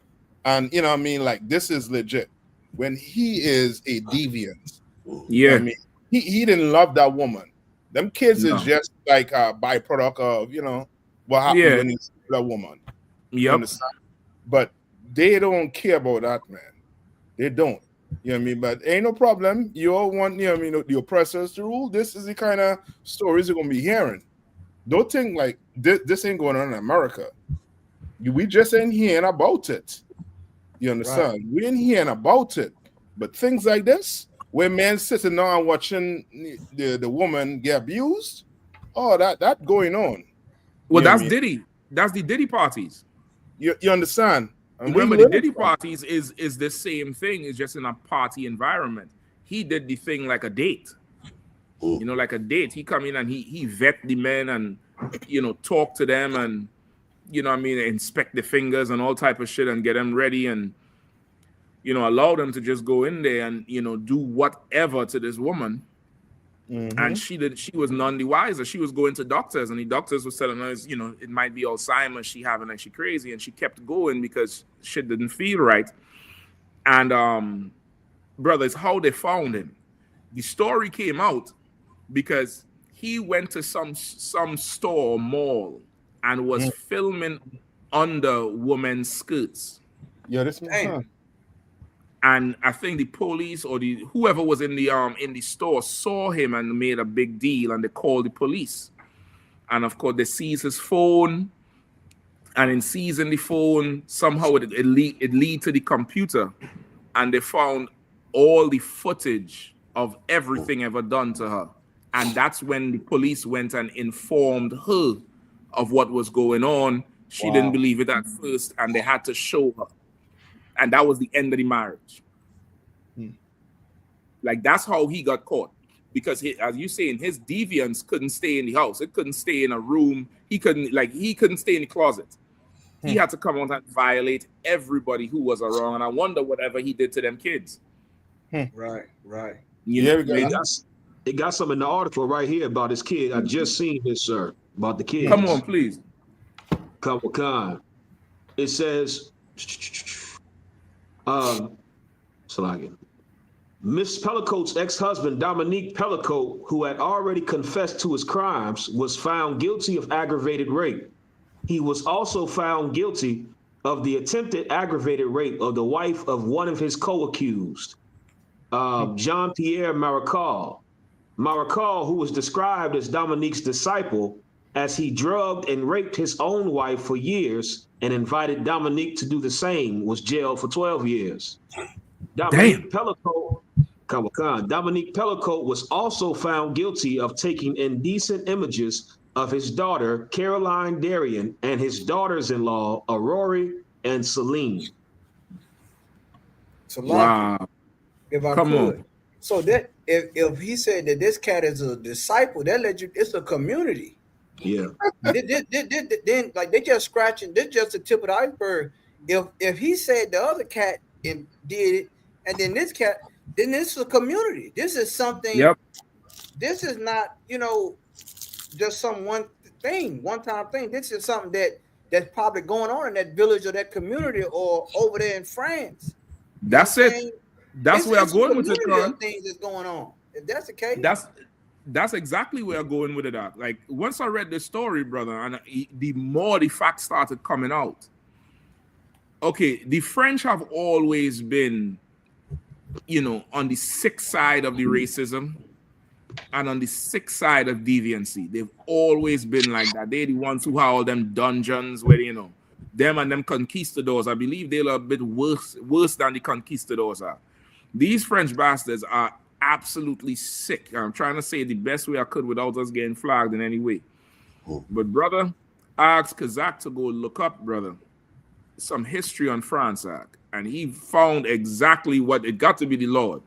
Because, okay, these 50 men, they all on some app in a chat room, like how they have the what's that thing they be on where they be debating on?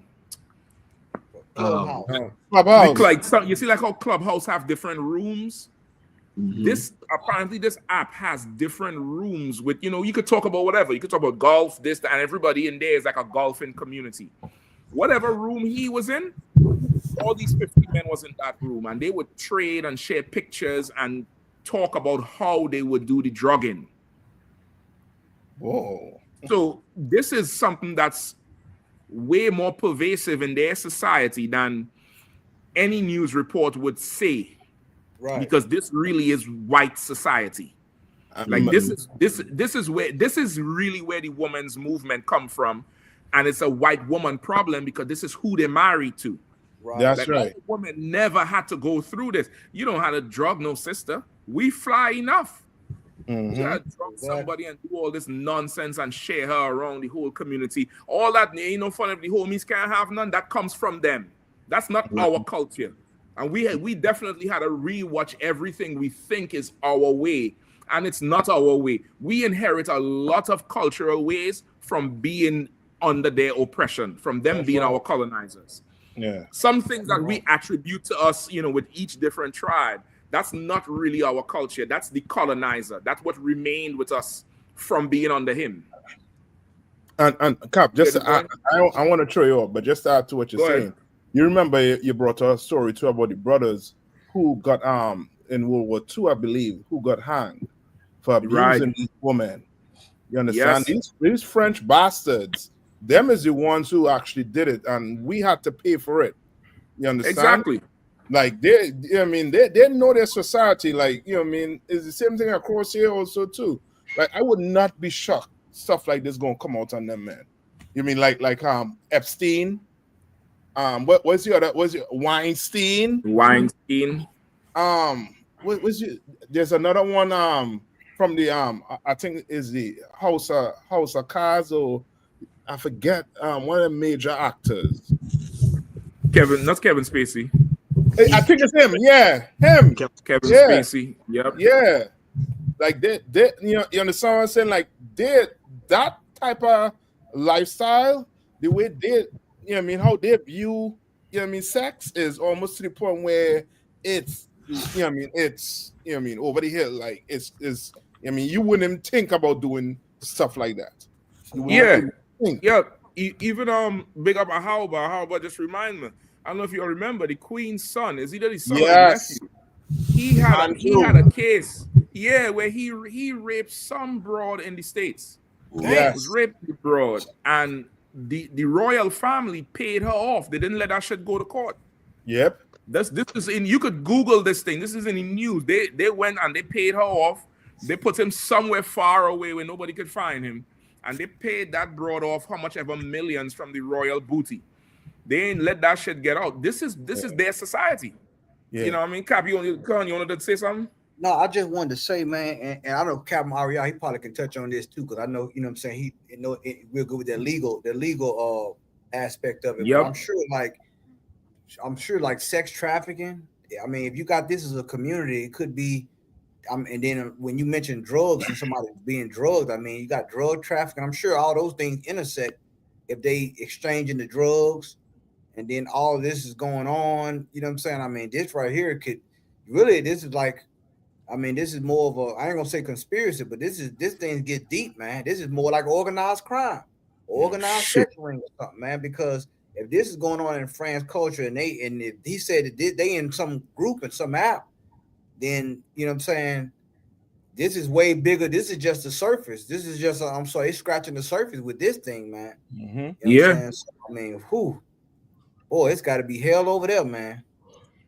Did they just have the Olympics in France? And you see how disgusting it was.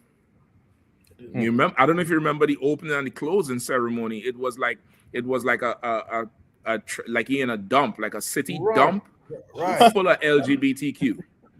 It was so disgusting. It was the worst Olympic any show ever. I don't know what the hell these French people are thinking. And France is a goddamn dump anyway. Paris is a dump any goddamn way. Go ahead, Cap. And Jeremy Hyman said something that was heavy, and I know you touched on it a little bit where you talked about this is not our culture. Like, our culture has been infiltrated by being under these people. Yeah. Jeremy Hyman said something in a class one time, and it's so heavy, and it resonates even to this day, that we've been here too long. Mm-hmm.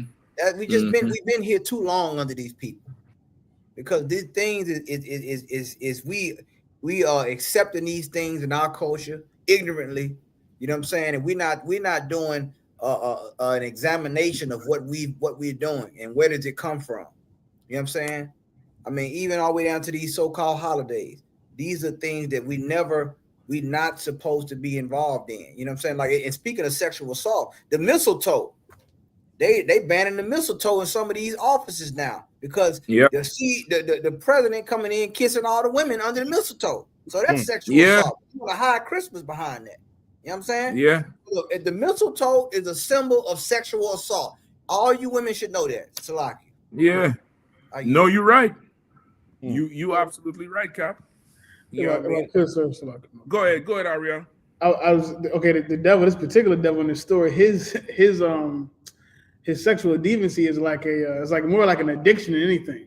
Because he was drugging his wife, and she got dealt with by 50 men, and then he was also taking pictures of his own children and other young relatives, and he was on the streets taking pictures of up women's dresses. Like he was like he couldn't stop. It was like wherever he was, he had to be doing something sexual in every facet of his life. It was like, I don't know how he even had time to do all this. I don't know how he had time to do all of it secretly, because it was like so like an addiction. Like he like a crackhead. Like he just can't. Like his life is consumed by this weird sexual perverse thing. It's crazy to me that he even was able to survive this long without being found out. And that's because brother, you live in America, in Philadelphia, surrounded by normal black people. Right.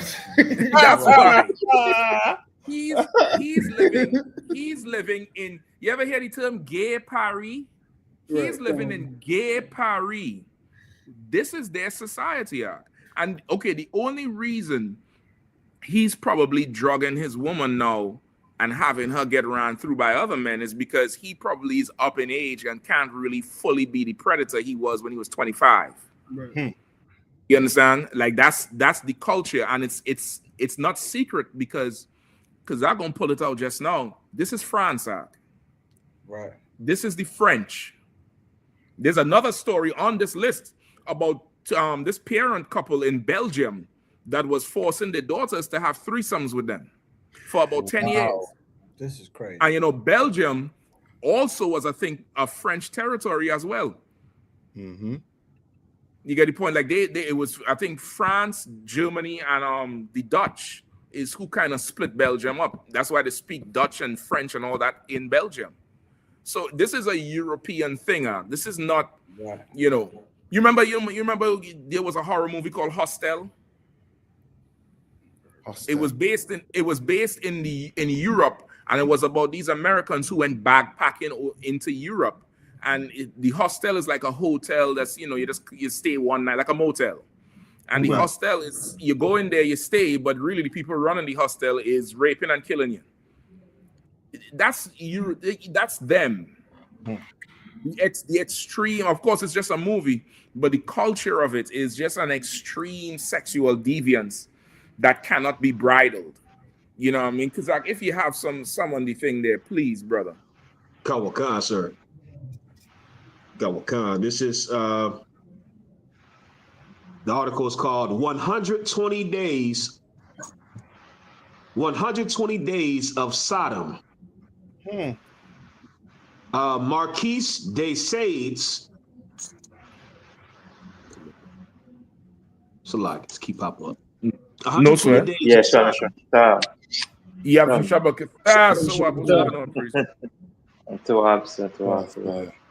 Marquise de Sade's depraved opus declared a French national treasure. Right. So this Marquise de Sade, he wrote this instruction manual on how to do the most deviant things, and the French government called it a national treasure. Yo. Go ahead, please.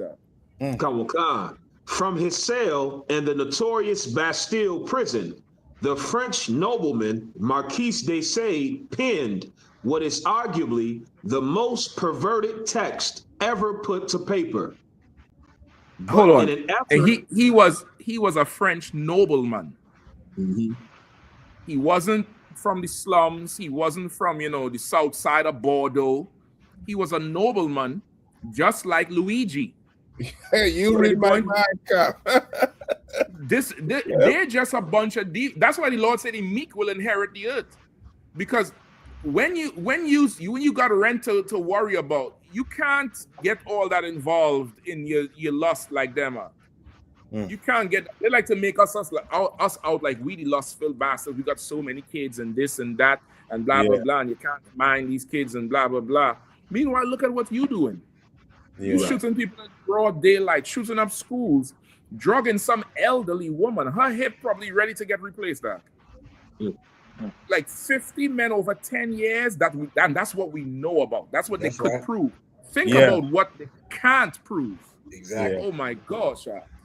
Oh my God. And they say these 50 men, brother, they say the spectrum is from the lowest of age to the highest of age, to the poorest to the richest, a wide spread of races, religions. They say they couldn't believe because they was looking for a profile. They said they wanted to try to profile the type of man that would do this. And they couldn't profile it because it was everybody. And that's why them women in France is so up in arms about, because it's like this is a rape culture. Yeah. Because it's like everybody did, like there was no ethnic group or social group that said, I ain't gonna do this from the 50 men that they see. They damn near saying that everybody just, gave in and went and violated this woman. Like there was no group that they could statistically say did not want to partake in what was going on. Mm-hmm. That's where's Interpol? Interpol needs to, close down. Interpol worried about the Haitians and the Mexicans who just stealing jobs. Yeah, that's what Interpol worried about. That's crazy, man. No. Yeah, I'm thinking too.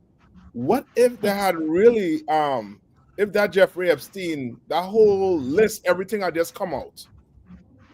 If everything had just come out, it would have been, it would have been plain as day as, this society is the same as the French, same as the Spaniards, same as the Italians, same as all them white, Russia, Ukraine, every last one of them.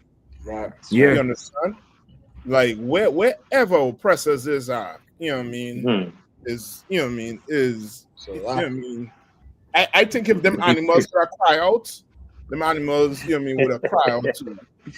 Well, hold on. I think. Listen, once Kahan finished, because I gonna let you know, the animals tried to write a petition. The animals tried, brother. I'm telling you, the French, they got the monopoly on that sexual deviancy. Them, they're sick. Them people, they're sicker. They're sick. Go ahead, Kahan. Oh no, I just wanted to say, man, like it's just how somebody say you got a carbon footprint. When they talk about people's carbon footprint, but there's a footprint when it comes to evil, and he spread his sin all throughout the earth with these types of things, man. Because it's crazy when he was reading it, and when it said nobleman, that nobleman that's highborn. Yeah. Yep. That's not a lower class person. Noble is highborn. Exactly. Yep. So that means he's a part of the aristocrat or whatever. The top, top tier society. So they have access to many in that class and the lower class to exploit and different things like this. And it just goes to show you, that the Bible is so real, man. The man of sin has to be revealed. These things here, have plagued the earth. You know what I'm saying? It destroys society, it destroys, the nucleus of a family, the nucleus of a community, a nation, and nation state in that matter. So that right there, I ain't gonna hold. I just want to bring that out, man. That's just a heavy point, Cap. Yeah, it definitely is. Like, I ain't gonna talk no more. Go ahead, Kazak, please. Kawaka, sir. It says Marquis de Sade, who lends his name to the term sadism, was an unabashed in his depravity. After numerous run-ins with the law for abusing prostitutes He was imprisoned at the Vincennes dungeon in Paris in 1777. He committed one of his most disturbing crimes, trapping 5 young females and 1 male in his home and subjecting them to 6 weeks of depredations. In 1784, Sade was transferred to the Bastille, and it was there that he wrote 120 Days of Sodom on a roll made from scraps of parchment that he had smuggled into his cell. The feverish story follows 4 licentious aristocrats who imprison 28 teenagers and subject them to all manner of sexual torture before killing them. Sade proudly called it the most impure tale that has ever been told since our world began.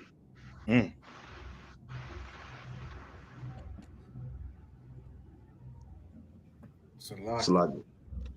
No, I'm sorry. Go ahead. I know you were done because I go ahead and keep reading. This is interesting. Salaki. Salaki, sir. Over the years, Sade's reputation has been rehabilitated somewhat in his native country. The Marquise's defenders say he explored the hidden impulses of human sexuality long before Freud. That he was an early advocate for sexual and political freedom. But 120 Days of Sodom remains difficult for many to stomach. Biographer Francine Duplessis Gray called it the crudest, most repellent fictional dystopia ever limbed. That's the end of it, sir. Salaki, if I could. I mean, this right here, and man, you know what's so heavy about that? Even in New Orleans, man, I've been hearing. I got to do a little bit more research on it. But even people that know Louisiana was once a French territory. But a lot of these things sound similar to what the stories that they said about what happened in slavery as well under the French. You know what I'm saying? Like this right here, and it's so spiritual, man.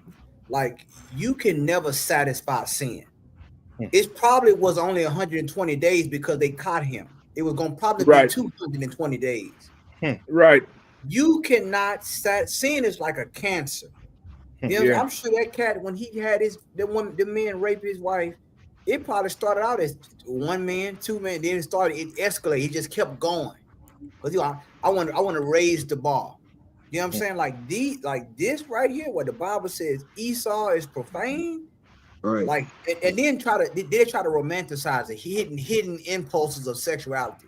Let me tell you something. There's some things that's not sexual.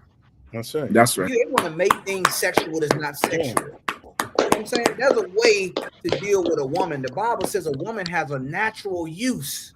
Yeah. That's right. What the Bible is saying.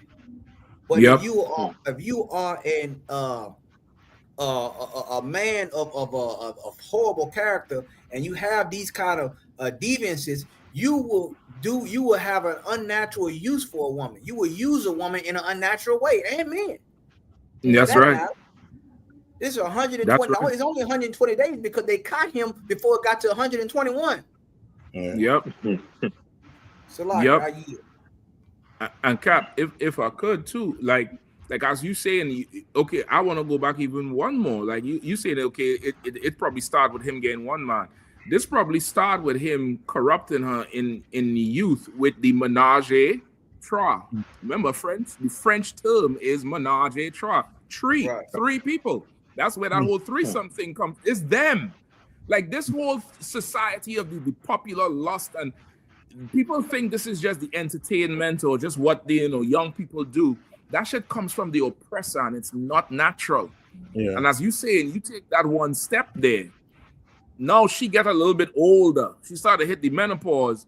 He can't do the things with her like how he was doing before in their youth, like the Epicureans in Ecclesiasticus. Let us use up the things in our youth speedily. He can't do it no more. So now his new thing is to just put her out and just continue using and abusing with at least 50 men. Like these French are, take this and go back to the Haitian Revolution and wonder why it was such a bloody, adamant you know, full of conviction type of move. Like, we done with y'all. Y'all get on them boats and go back to the Norman shores. Like, and wonder why, you know, our, like, Levi had to revolt in the way they did. These French bastards are like, goddamn, think about what they did. If he did that to his own people, think about what they have done to us, man, for fun. For fun, right? Brother, again, I had to say it again. Anybody who think they could take up arms and exact revenge on the oppressor, don't do it. You're doing us a disservice. Because the bill is too high for you to comprehend that this oppressor has to pay. You trying to go there and let him off the hook for $1 million. The Lord wants hundreds of years of slavery and oppression for what he did to us. This Marquis de Sade, brother, he done experimented on some French prostitutes and wrote a book. You had Thomas Thistlewood raped black women on the plantation in Jamaica and wrote a book about his escapades. Right. Like, this is European. Right. This is heathen. This thing here is the way of the heathens. That's why the Lord gave us certain laws. That's why the Lord gave us certain ways to be and how to deal with each other and deal with a woman and go to her father. Even till this day, the Asian countries practice the kidnapping, the bridal kidnapping, where you don't have to go do nothing. You could just snatch her up, have sex with her, force her, and now that's your woman. Like them Hamites did to Dinah. Like, this is them.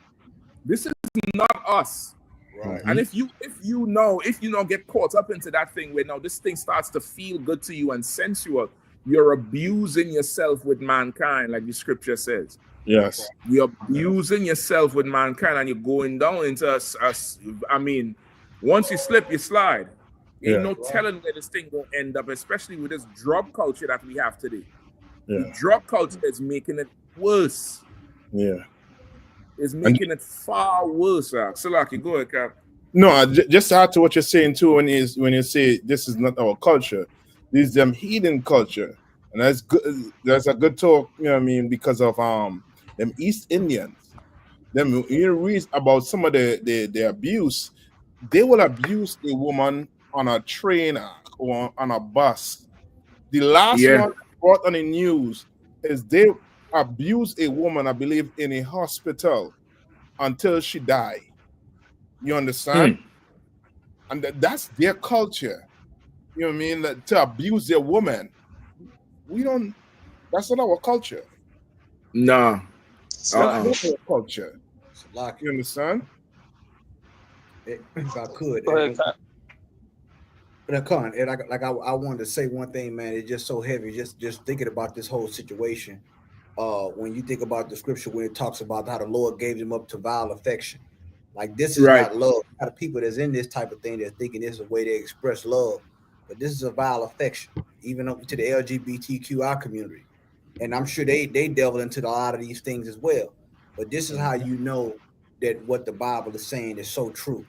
You know what I'm saying? And what ISUPK under Command General Yahanna is saying is so true. Trying to rehabilitate and get you away from these types of things, because this right here is you being an object. And I want to say one thing else too, by the way, before I lose this thought. A lot of you feminists, this is how you know the feminist movement is manufactured to go against Black, Latino, Native American Indian men. There's so many battles that you can fight in these other cultures about how they treat their women. But you want to go to the ghetto, to the Black, Latino, Native American Indian men and target them. You're not going over to the French. You're not going over to the Arab. You're not going over to these other cultures. You go to the oppressed, and you want to have this whole feminist crusade, but they're afraid to talk about these topics. Where are the Black women that's talking about this topic? You know why? You stand away from this, and we know why you stand away from it, because this is the white man's business, and that's his woman. That's it. And you accept it. You accept it, and you know you accept it. You know what I'm saying? And that's the crazy part about it. They pick it. The feminist movement, they pick and choose who they want to go at.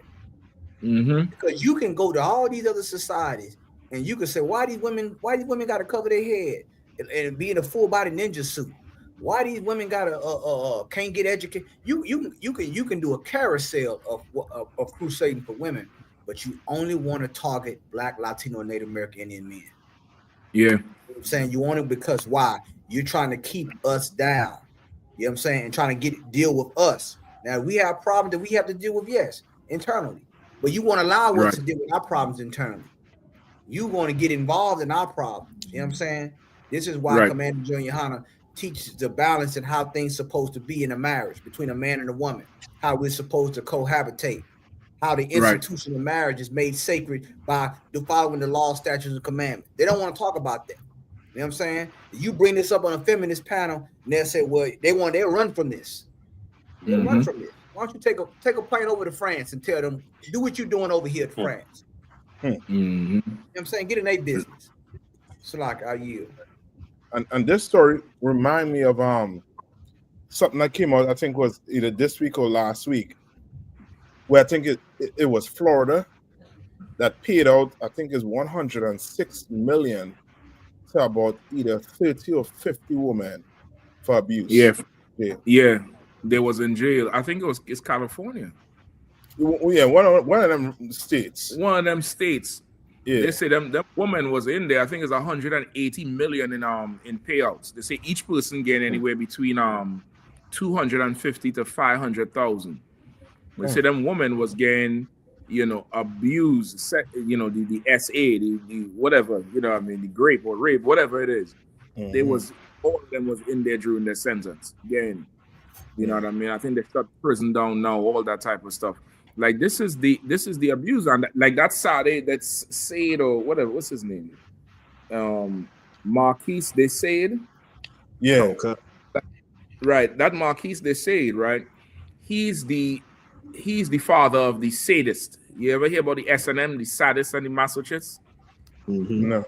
The sadistic person is the person who derives sexual pleasure from inflicting pain on another person. Good. And the name sadist comes from him. Right. The masochist is the flip side of it. The person who derives sexual pleasure by subjecting themselves to the pain. You get the point? Like the lesbian community, you have the femme and the dom, the dominant one and the feminine one. And the dominant one has to overpower and rule over the feminine one. Like that's really the root of it. They try to make it nice now, like it's just a more masculine one, a more feminine one. That's what that relationship is. That's just an S&M relationship, which is why the lesbians use all them strap-on parts, like that S&M community. With all that leather and tying up and all this type of thing. Like that there is what he's into. And he wrote up, he thought it was so glorious. His sexual experience was so glorious. He's so euphoric. He wrote a book from jail telling everybody else how to get in jail with him. And the French government called it a national treasure because they all deviants. They were all deviants. They were all deviant. Listen, I have this to say, and I know they're going to be mad at me. They're gonna be so mad. Let me see if I get his picture up. I need to get his picture back up here. They're gonna be so upset. This is what I'm saying, right? And you'll hear me up. I think they should let Dominique Pellicott go. Because he did to his wife what the French government has been doing to Haiti, Martinique, Guadeloupe, French Guyana, all the territories for hundreds of years and still doing today. Yeah. They done drugged us with religion, drugged us with all kind of oppression, and opened the door to let the Dutch come in, the British come in, the Spanish come in, the Italians come in and have their way with us. And they say the French government did nothing wrong. That's what they said. They say, Viva la France, right? So let France live. But if the French government did nothing wrong when they violated us and allowed other people to violate us, Dominique Pellicott is just being a stone cold, upstanding Frenchman. They should let him go. He embodies the French, the spirit of France. Yeah. They should let him go. He's the bedroom Napoleon. Exactly. He's the bedroom Napoleon. Like how Shava said, the bedroom bully. He's the bedroom Napoleon. Damn right. Salaki, Cap. Go ahead, Cap, please. What you just said, boy, surely thou art a prophet. Because only a prophet can Those make are that incredible. analogy and that connection between That's right. what he done on a micro level to a macro level, what the government has done nationally to other countries, especially Haiti. What you're saying, Captain, is so spot on. And you know that 120 days, I don't think they call it a manifesto. They're not calling it a manifesto. You know what I'm saying? They call it erotica or whatever the hell they want to give it a call to. Right. But these are the things, these are the ways of a man of sin. And these are the things that go on. And it's just so crazy when you brought out you were doing the comparison because some of these people are pain freaks. And this is how you know there's just a demonic possession that you got going on with these people. You know what I'm saying? Like you got to beat somebody, and it always goes too far. You know that every time you like, man, somebody got strangled. It always, and when you get to the climax, now you stop breathing. Okay, it always get to the ball in your mouth, like the gentleman said, the ball in your mouth, and you all this. You're in the basement. Right, you in the basement. You tied up like a French or Swiss pig. Yep. Okay, this is a goddamn joke. But this is what you got going on in these other countries, man. And God knows what else. They got things. Listen, man, you don't want to get into the mind of these people. Yeah. You know what I'm saying? That's why the Lord wanted us to be holy, set apart. That's right. We're not to learn the ways of the heathen. We're not supposed to lose. There's a way to deal with a woman with natural affection, not a vile affection.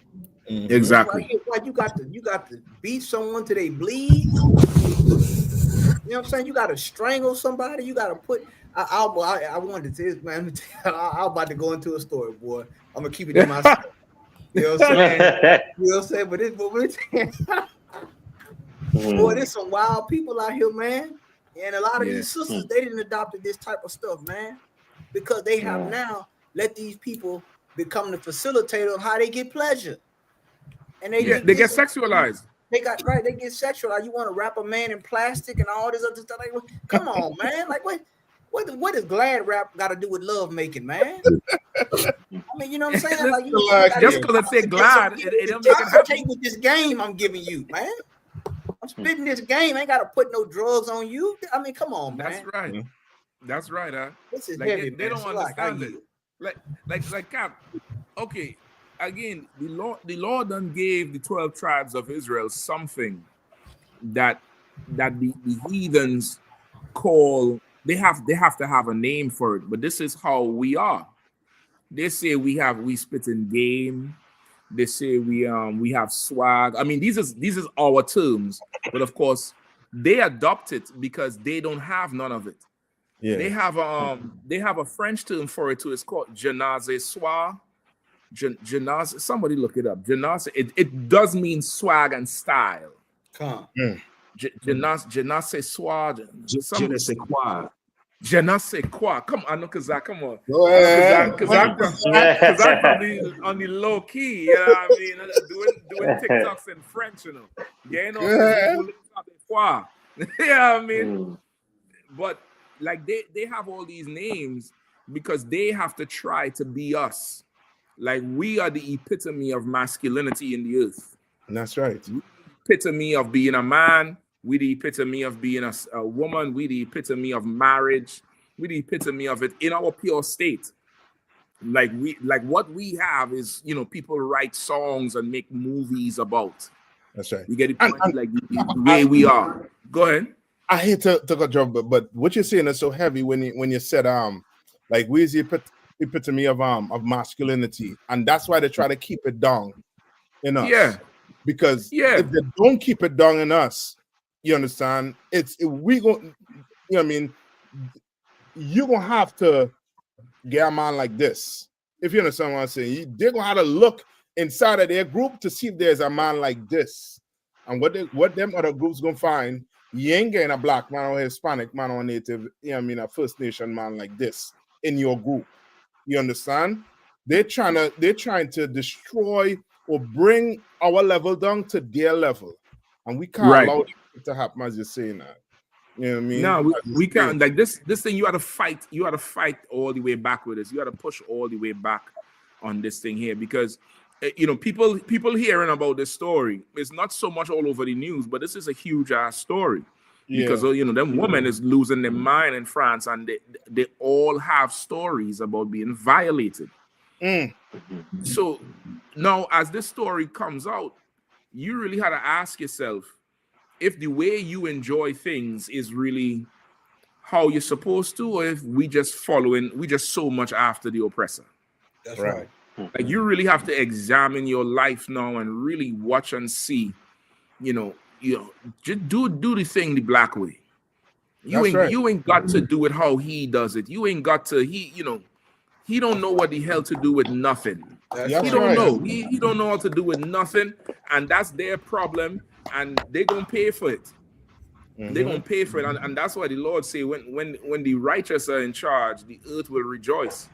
Because I'm sure right now, her and many other women like her would love for the Israelite School of UPK to be in charge. Because all those women right now in France, you could go and look it up afterwards, they are protesting because they said the sentence was too light.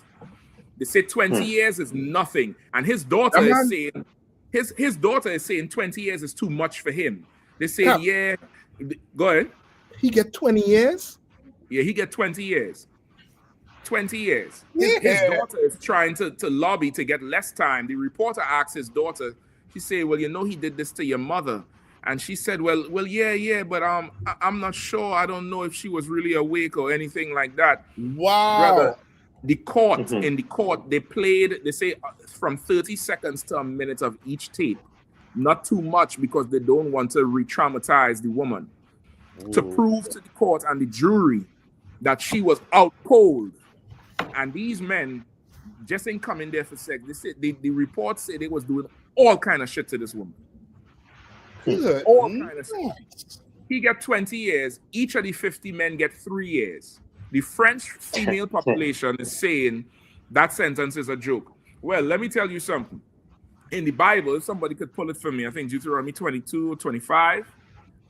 In the Bible, somebody like him would be unalived publicly, for an example. Exactly. Like, there's no 20 years. With them 50 men. With the 50 men. Yeah. Everybody had to go. Yeah. That's right. If somebody could get the scripture, because that's real justice for this case here. And this is a heathen who we don't give a damn about. But surely, I'm going to be policing my plantation. You had time to violate another slave. You ain't picking cotton. Come here, come on. Come this way. Come over here. Bring him here. Bring him here. Bring the 50 men here. Everybody stop pick cotton. Stop pick cotton. Cut cane. Come see this. And I want this to be, all eyes on this. Because if this happens on this plantation again, it's going to be a problem. Who have it read, please? No, go ahead, God. Salaki, let me cut you off. Go ahead. Oh, Salaki, go ahead, Con. I'll grab the scripture. I'm waiting you get the scripture done, Cap. You hitting on some. You sure?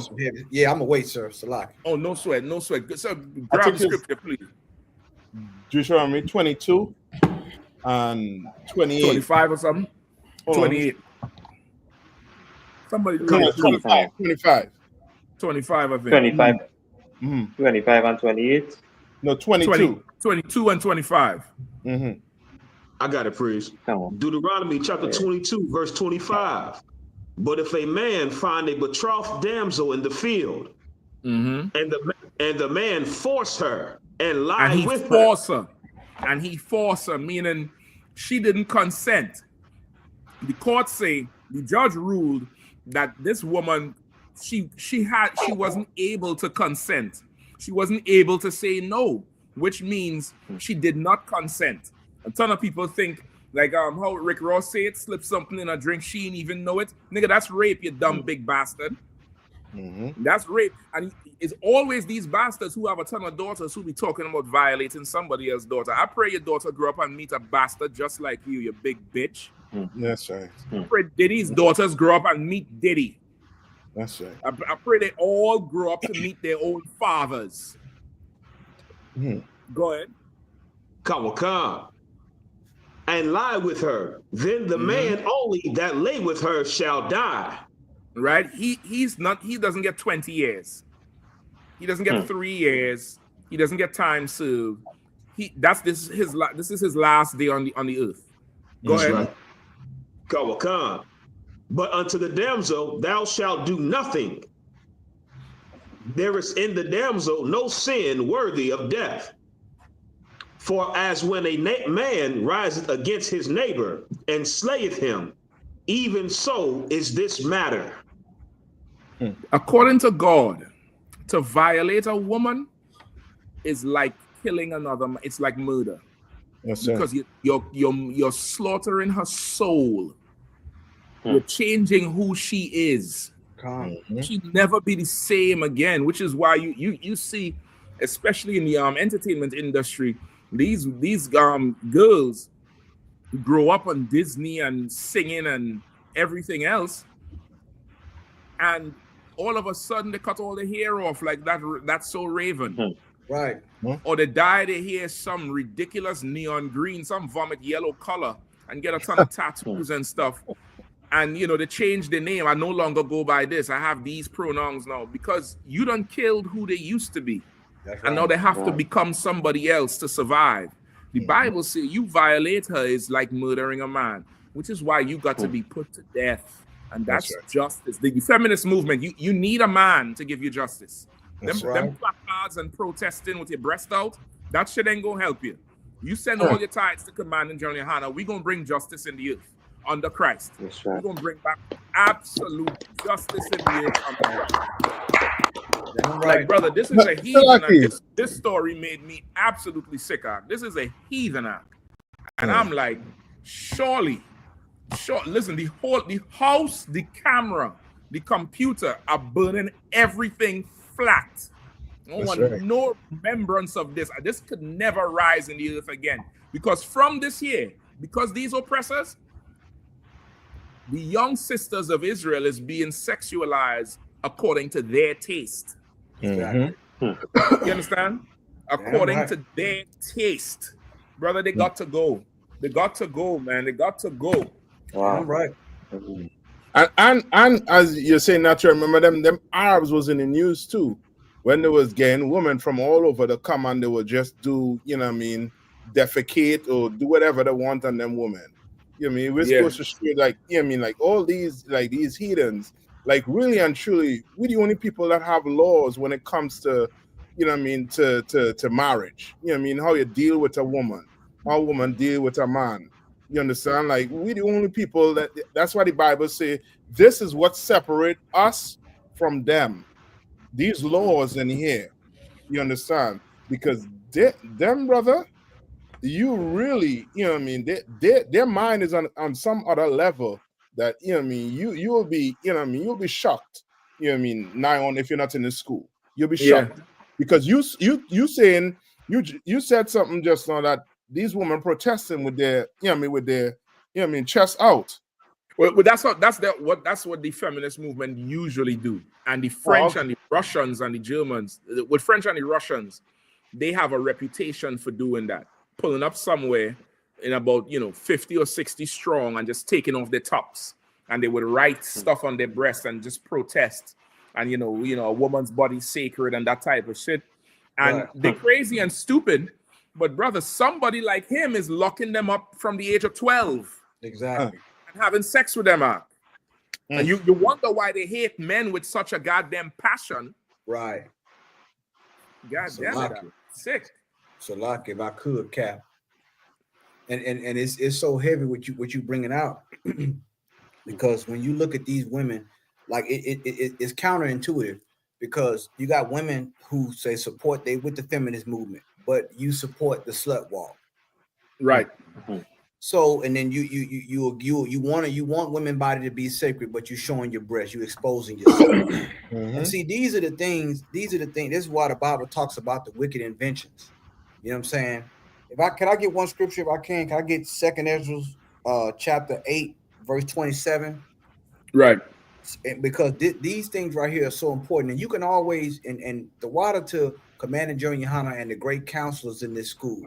That's right. You know, that counsel our sisters. Once again, we love all our sisters, Black, Latino, so-called Native American, Indian sisters out there. You can always tell when a woman's been violated. Mm-hmm. You can always tell, as the Apocrypha said, when her beauty has been changed. Bible said we went under the oppression.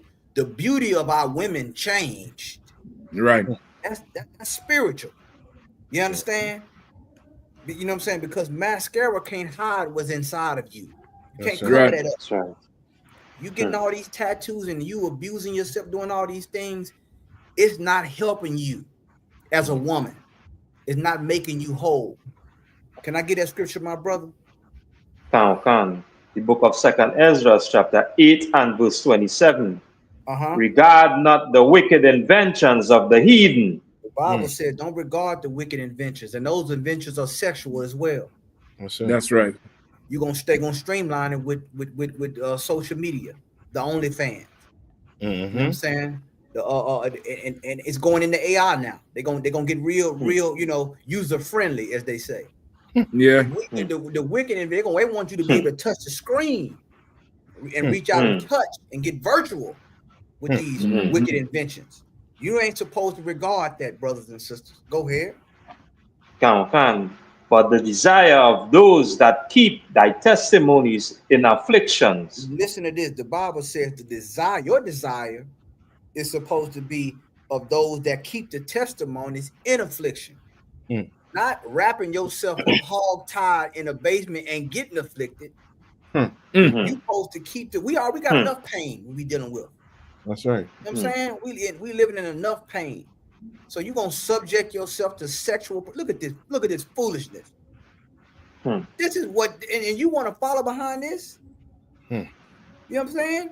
How would this is so if I want a cheap peep show, all I gotta go down to the women protest. That's all. Show me something else. Show me how much you are a woman.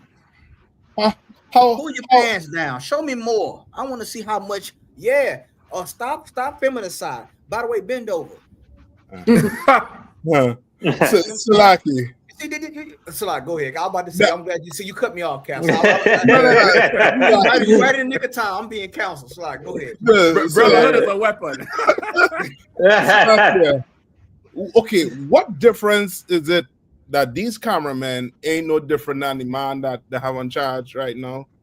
Right. Yeah, you understand what I'm saying? Them cameramen up in there, you know what I mean, snapping, you know what I mean, these women with the chest all the way open. Waiting them pictures gonna be. You know what I mean? That like it's ridiculous. Like they want the society to change, but they don't want to change. Nobody want to change. You understand? Nobody wants to change. So guess what? As long as you have these oppressors in power, this will continue to go on for the next 100 years. Right. You understand? As long as they're in power, this is going to go on. You understand? Like black men need to be in charge, so stuff like this cannot go on. Right. Don't tolerate this. You understand? All right. You can't come in here with, you know, I mean, with Commander General Yahanna in charge and think you could abuse a woman, think you could abuse a child, think you could abuse a brother. You're not going to survive in here. But in France, you'll survive. In America, you'll survive. Nothing here. Exactly. Nothing here. That is ridiculous. I yield.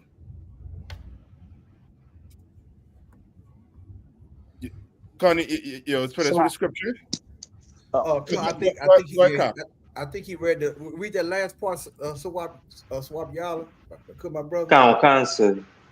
But the desire of those that keep thy testimonies in afflictions. And that's so heavy, man. We gotta have our desire. We gotta seek ye first the kingdom of heaven. Everything else gonna be added unto us. You want a woman. You want a woman that love you. You want a man that love you. Seek ye first the kingdom of heaven. That's it. Seek what the Lord wants.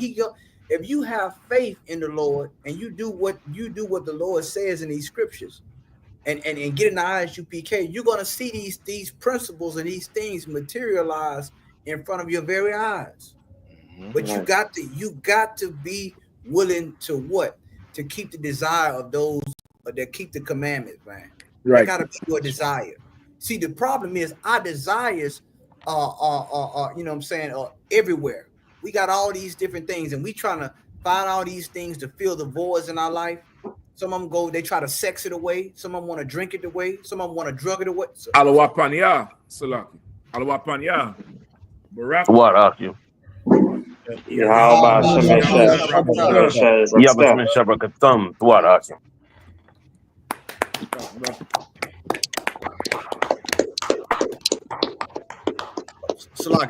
Go ahead, Kahan. I mean to interrupt. Okay, come. Like I was saying, that's what we try to do. We try to find all these ways to facilitate our desires. You know what I'm saying? And because we have the wrong desire, we fall into these diverse lusts, like the scriptures say. You know what I'm saying? And that's why you have a P. Diddy. That's why you have all these things. And notice these things are done in secret. That's how you know it's against the Lord. These things are done in secret. And I brought up, we talked about this last time on the show, that it's a scientific and spiritual parallel, because there's certain things that's done in the dark, that grow in the dark, they die when they're exposed to light. Certain bacteria that grow in the dark die when it's exposed to light. And what do? We bring out the truth. We exposing these things. We talking about these stories. Your pastor not gonna talk about them. Why? Because he's doing the same thing in the pulpit. That's right. They're doing the same thing in the Roman Catholic Church. This is what they're doing. So I just wanted to bring that point out, Salaki, on that, Cap. Salaki, I yield. Yeah. It's we were just going over that story for the one in France where the devil let 50 men come in there and violate his drug wife over about 10 or 12 years or something like that. Dang. Yeah, I mean that was rough. Yeah, he was, they had a whole app, a whole network where they just come together and sharing stories on how to drug women, and they would call their friends and really raping them. And this woman, she was being raped for over a decade, and she knew something was wrong, but there was no evidence. Wow. I mean, so in other words, so she would wake up and not know what happened, I'm assuming. She would not know what happened. She would be feeling tired because of all the drugs he was giving her. And then when she started having problems with them feminine parts, she went to the doctor, and the doctor tell her, well, it could be the onset of Alzheimer's or dementia, because what was going on with her downstairs was also coupled with her fogginess and not remembering. And the doctors were saying, well, maybe it's the dementia and the menopause, and she going through stages. And come to find out, he's such a deviant. He started filming up women's skirts in some French store. They called the police on him, and of course, in the police arresting him, they seized his phone and computer, and they found on the computer the whole catalog, because he would film the men. Wow. And they found the film of all 50 altercations and incidents and interactions and all because he kept a log of everybody. And the police had to call her and tell her what was happening. She didn't believe it. Wow. That's out there. That is really out there. And it's a true testimony to how Esau is such a greedy beast.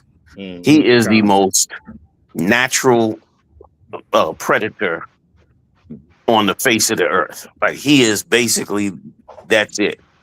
Eat at any cost. And it's why France is falling apart right now. The fact that basically their government has collapsed. And now they say that Germany is running behind them to collapse. I don't know if any of y'all heard about the bank glitch that took place yesterday? I don't want to make people panic. But have anybody else heard it beside me? No, maybe I better leave it alone till it's more confirmed. But there was supposedly a bank issue yesterday that took place, which is, once again, if you steal everything, there'll be nothing else to steal. And then you're going to have a problem. Right. Because you're so greedy, you don't want to spend none of your money. You just want to pile up everybody else's money. Yeah. And that's Esau. So then you turn around and you lose all morals, and then you filming women and violating them and destroying their whole life, all for your own greedy purpose. That's why no nation can run without the proper morals of the leadership. That's If right. if the leadership of your nation has no morals, you are destined to fall. And it's also why America works so hard at wiping out our morals. If you wipe out our morals, then you can turn us into little animals that cannot stand up for themselves. Right. And they got so greedy that they went beyond us to them. At one time, they was doing all right because they was just doing it to us. You understand? But then they just got so greedy, they started doing it to each other. And before you know it, the rest of their economy is starting to fall. And thanks be to the Lord. Like everybody wants to live in an empire that has some morality to it. I think that is why people have voted for Donald Trump, because they under the illusion that this white supremacist has real morals, because he's a master craftsman, a master entertainer at giving everybody the false impression that he's a high moral human being and that he'll bring justice and morality to the masses instead of robbing them like the corporations have been. That guy is a disgusting pig to do that to those women. He got no conscience. Yep. I knew that was his wife. It ain't oh, you got to be kidding me. That was his wife. That was his wife that he have children with. Right.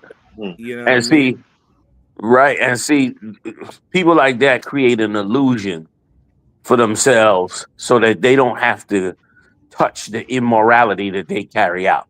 Right. And if I could sidebar on just what I'm saying, big shout out to Kazak Ahmad. Kazak Ahmad, you put out a tape. I think it was this damn right. You put out a tape this week that was jaw dropping. That tape you put out with showing Esau how he was the actual lazy one, while always acting as though the rest of the world has no work ethic. Like, and it was almost like a glass of cold water, because that's a deep brainwashing that goes on in America about blacks and Latinos, about us being lazy and shiftless and not wanting to work and this and that and that and this. Meanwhile, these bastards cheat on their test, steal the test, buy their degree, do all manner of evil to gain their favor and never are willing to work hard at it, but always portraying themselves like they just a humble hard worker. When it's a damn lie. And so I just want to say, man, the tape was a real you touched the nerve. And it's so beautiful in the UPK when brothers do things like that. When you touch the nerve of what we're already brainwashed into believing, and then you discredit that thing. It's so healthy for us, because it sort of takes off another chain that's been on us for so long. And taking those chains off, we could look at this bastard in France and see how we should never want to be like him. That's right. Because I can guarantee you, black people saw some black people saw that, looked at P. Diddy, and looking at P. Diddy today and saying to themselves, yeah, I understand what he did and all that, and I understand it wasn't right, but man, how else he was going to get on top?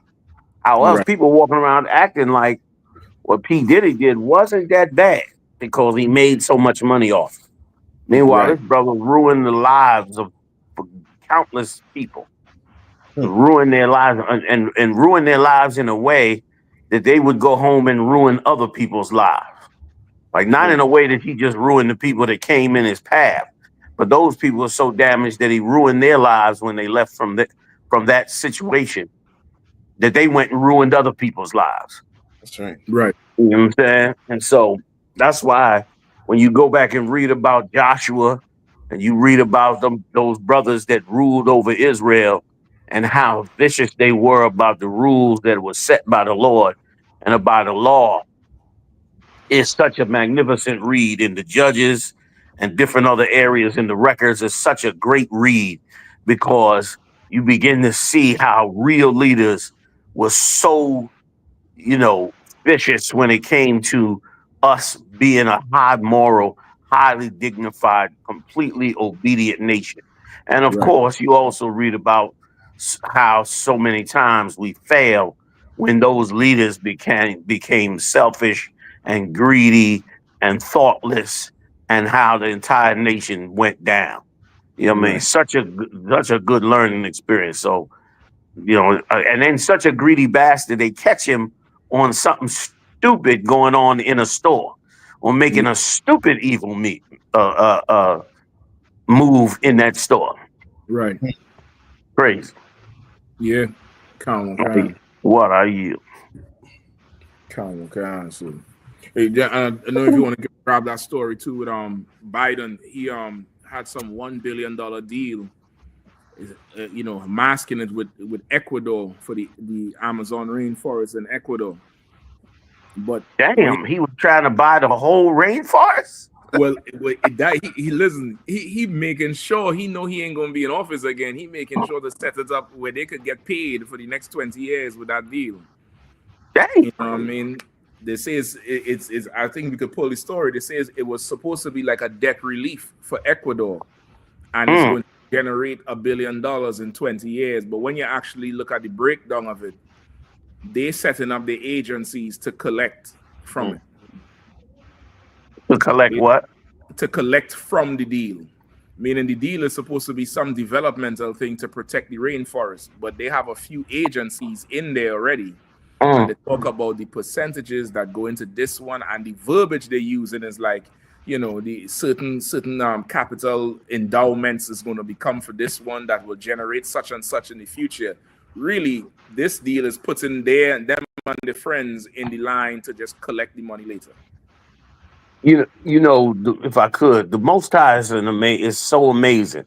Like the depth of the Most High is, you know, is so far above people. If you look around the world, the places that have some of the greatest resources are some of the poorest dark people. And what's so amazing about it is these people that rule the world now, that influence everyone's mind, that have brought forth the cell phone that we're on right now, that have brought forth the radio and the radar and all of the things that have almost put them on a spiritual level when it comes to in getting inside your mind and bringing you their white supremacist propaganda. They were living up in caves, banished from society, ostracized with the curse of white skin, cursed biblically in the history records of many nations, you understand, for by the curse of Cain. And all of this was done and pushed into a cave, and all of the other nations prospered on this earth. And the Lord, in his great wisdom, turned around and said, okay, since wickedness is what you choose, now I'm going to bring them out the caves. And they're going to do to this earth what you have never seen before. I'm paraphrasing on the scriptures. And that's exactly what they did. Where there are resources, there they are. Where there is, and you know, one scholar said, there is no such thing as a poor nation. He said all nations on the earth are rich. They only appear poor because the white man has stolen every resource and ability to remove every resource that he can. So they appear poor when in fact they're rich. And that's been this beast. Like amazing. Like that rainforest, they're gonna pull so many pharmaceuticals out of that rainforest and sell them around the world and dictate over the world who gets what, and starve everybody to death and make tons and tons of money They probably have discovered new things in that rainforest that we have not even seen yet. Things that we thought were long since extinct in terms of plants and different things that they say every year that they discover new things in that rainforest, new medicines and new herbs and new plants and all kinds of stuff. And now he's probably setting himself up to try and steal it all for the next 100 years. Right. Like truly the world was going to be in an amazing place. And I'm talking even the other nations, even though they're going to get a good time of punishment, the earth is going to be in a magnificent place when this punishment from this beast is brought to heel. And it seems insane to believe that we are the key to it. You know what I'm saying? It seems insane. But I always go back to this. Y'all know I'm heavy into Exodus and in our suffering in Egypt. And I go back to, I look at the archaeology of Egypt and I look at how poor we were and how rich the pharaohs were. Then I go back to the scriptures and read our position in that poverty and their position in that wealth. And if you had told me while I was working on a pyramid for a loaf of bread and a bottle of wine, living in a hut in the middle of the desert of Egypt 5,000 years ago, that me and our people would rule the world one day in the kingdom of heaven, I would laugh at you and say you got sunstroke. Yet that is what's actually going to happen. I yield. Salaki. Yeah, man.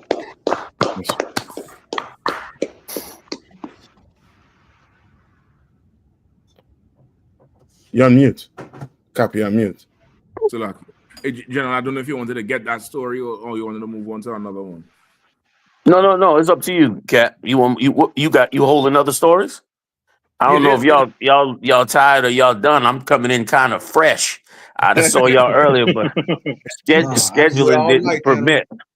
Say again the what? You know how I get when that tongue get loose, hell. You gotta rein me in, hell. What else you holding, Mashak? Okay, hold on. Let me check this again. We have that one with the $1 billion deal. Derek Chauvin, who he was the cop who killed who murdered George Floyd. Him and his lawyers wanna re-examine George Floyd heart. Oh yeah, to see it. Yeah, they trying to work a way to get him out. Yeah, that's what they're claiming. Yeah, I heard they also want to let out the Mendez brothers, who murdered their father and their mother in the house. Yeah, you know what I mean. Which would make sense as they get closer to, and it was funny, during Obama's reign, they tried to get Dr. York out of prison and said that he would take an extradition to Africa if they would just let him out. Damn. And they were trying hard to let him out, but Obama didn't cut him loose.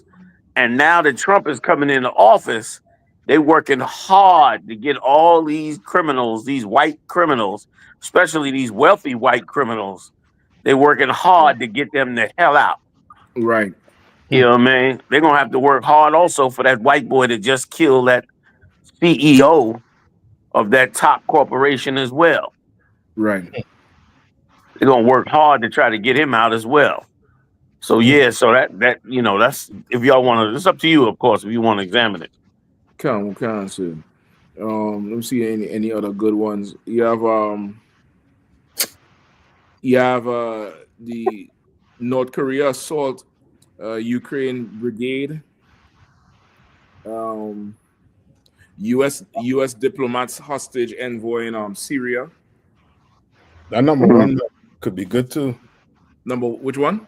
Number one, where it say Assad was doing narco.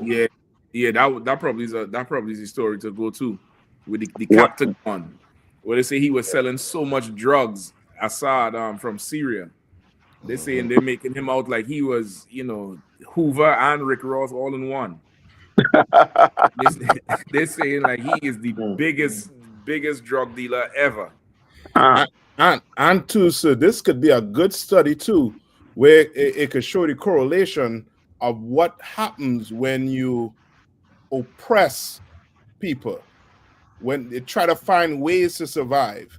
Like with black people, they oppress us so much that they give us this, you know what I mean? They paint us as the drug dealers. You know what I mean? Like Rick Ross, you know what I mean? Like these big drug dealers. You know what I mean? When you starve us out, and that's the, you know what I mean? That's what you give us. The CIA put that there for these men to go serve up and to go work for them. You understand? And it's the same thing they did with Syria, apparently. Like they starved the country, they put embargoes on the country to the point whereas the only way he could have seen to make money was to go create some drug. That's if it's even true. Of course, they don't want no propaganda coming out now that they done destroyed the country. You know what I mean? And the country going to descend in utter hell, and they're going to steal and rip off and break up every part of the country and steal the oil wells and get those to Israel and take over the land and slaughter people probably by the millions. They want to make sure that you keep it clear in your mind that we're doing all this because we're stopping drug dealing, because all this drug dealing being done, you know what I mean? When really all of this is just a grab for the empire to rule. They're just trying to get the empire under their control. Now that they got up a little bit up in space, just like the scripture said, when they reach the stars of heaven, then the Lord shall bring them down. And they just really trying to gobble up the earth so that day comes and they can turn around and bring it all the way down to the ground. The problem is, the sad, sad problem of it all is that our brothers and sisters just don't see any of it. We are like a rat in a maze. We don't have no sense of direction in terms of, we got to do this as a people, or we got to do that. We are the product of a totally broken and busted up people. And we don't even have the wherewithal or the strength or tenacity to come together and say, let's come together and let's battle this way, or let's fight for this that way, or some other, thing that actually helps us. Instead, we fought to kill our own babies. Imagine that. Imagine you start a whole campaign to murder your babies. Right. A whole goddamn campaign to turn your sons into sissies. Like you are people that don't have you broken. You don't know what to do and how to do it or what's going on, while the whole world knows what they're doing and how they're operating and what they're gobbling up and spinning themselves right into the third world war. Y'all heard about that missile or that plane that they ran into that building in Russia, right? They hit that building in Russia, brother. That was a major escalation to fight the Russians on that land. And I wonder now, it's starting to look like, I don't know, they're going to take them all the way to the nuclear weapons, because Syria was a major ally of theirs. So, I mean, this thing is getting ready to go into the full global, war, just like it said biblically. And our people have no idea what direction to go in. Have no idea what we should do as a people, let alone our own identity. You know what I mean? Like what's the latest thing people are looking at? What's the latest thing blacks and Latinos are all about on the internet? What's the latest hype? Travis Travis Hunter. Yeah. What's the Travis Hunter about? Who? That's the young football player with the girlfriend who everybody. Oh, right. Like that's the biggest thing now. How disrespectful she is, how she's not handling her stuff. Then wasn't there another relationship story as well, or was it just him? There was a girl cooking. There was a black girl cooking, and there was controversy about that. So about what? Black girl what? There was a black girl who was cooking in the kitchen. Her name she was saying cooking with Kaya. She dancing. Oh, yeah. She That's cooking for a man and everybody. Yeah. That's a good point. And here's the sad part. We don't even know how much of this is being generated by Esau. Yeah. Like Esau sit down in a lab, press some buttons, and make any stupid story the biggest story he wants. in the Black and Latino community. And as we get more destroyed, he sits down with the top analytic computers and they determine to him what it is that they should put out that'll make Black people be fully attracted to it. Yeah. You know what I'm saying? Like they know what we're gonna do. They call it something like predictive programming or something, where they sit down in a computer, put in a bunch of data about us and what we like and what we doing lately, and then pop out, what they believe will be the biggest thing. Our two biggest stories is the football player's woman who treats him bad and cooking with Kaya, some Black girl cooking with no food. I mean, cooking with no clothes on. I heard about that. That's our biggest concern. While the whole global war is going on the planet, we more interested in that than anything else. That means you've been reduced. You've been severely reduced as a people, and the fog that we've been pushed into is just colossal. And all of that just makes our job far, far more difficult. And if I could, real quick before I yield, what be amazing to me, just my personal opinion. What be amazing to me is when I go back and read the story of Stephen, the story of when the Philistines attacked Israel during the time when David was running from Saul, and he had to go down there and help them. And I read about Moses in the wilderness, how every nation that had us in captivity busted us down to near nothing. And the brothers that came to help, they looked at as vicious enemies, not to mention Yahushua. They looked at as vicious enemies. And here you and I are here today about to carry it out one more time, but this time to win it all in the name of Yahweh Ba'Shem Yahushua. Like to me, they're in a fantasy land, but we are somewhat in a fantasy land too, in that we're following these prophecies till they come to fruition. And it's like, who will establish the dream? Will they just establish a world where our people are just rats? Or will we, through Yahushua, establish a world where we rise to the top once again and become rulers of the earth? I think we on the better side. Salakia, you. That's lucky if I could. Go ahead, Kat. The water. What you're saying is so heavy. Like, to be honest, like especially from my recent traveling into Haiti, like our people, especially the black people in America, we use probably 1/10 of our abilities that we have. Wow. Like being an American citizen, being able to travel freely throughout almost all the countries in the world, and our money being longer than a lot of places. Like we're not even fully integrated into all our tribes. Like wow. I'm in Haiti and they're making $150, $100 a month. Wow. Like black people from America, if we were, standing in some real power and authority like we should be, we would be doing all type of business down there.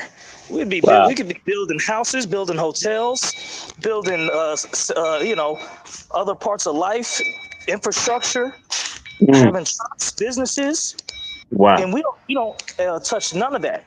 Like an average worker, a brother working at the post office in the States is basically a rich guy out there. Wow. So imagine if we were moving around a lot. If we were moving around with the tribes like we should be, we would be changed. That's what the oppressor doesn't want, to be honest.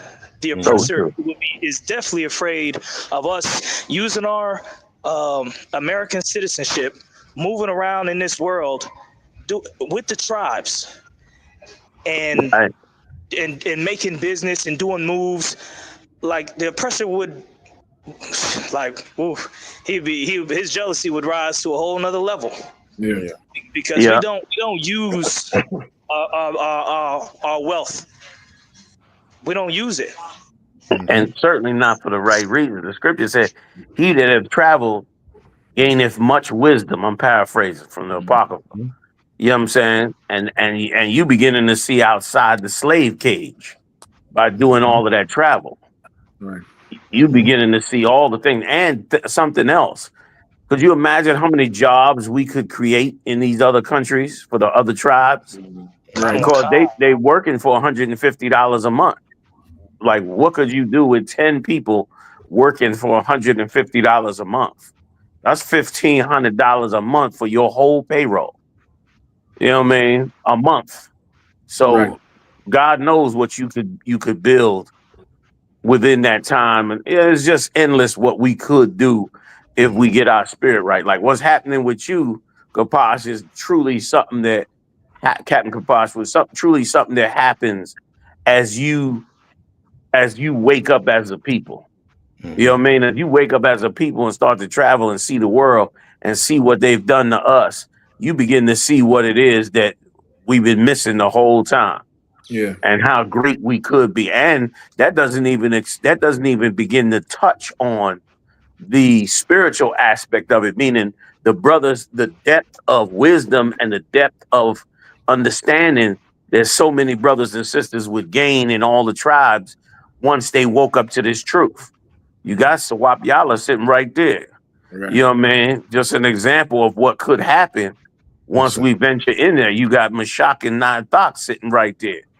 Like, my God, you know what I'm saying? Now imagine all the Mashaks and Nine Thoughts and Yawasops coming out of each and every tribe and country and coming together in this body. I mean, it's endless, not to mention waking up the tribe of Judah and all the greatness that have come out of the tribe of Judah in this truth alone, in all these states. I mean, my goodness, like we have, just like you bringing out, we basically have shorted ourselves in so many ways. Right. We've been so ignorant to the evil. Salaki, I yield. And Salaki, just to add to what you're saying too, it's almost like how you say you look at the book of Exodus. It's almost as if, you know what I mean, America is, you know what I mean, oppressing black people more and more, to the point where they're not able to see what Kapash is seeing because of the oppression. Because you leave here, you had to come back a week after to meet bills stacked up to the ceiling. You know what I mean? And the oppression is so much that, you know what I mean, where he messed with our culture, meaning our culture is, you know what I mean, one of the things about our culture is a man could have more than one woman. So now he building something. So now he could have time to do what? Go travel and do what, you know what I mean, and raise the 12 tribe.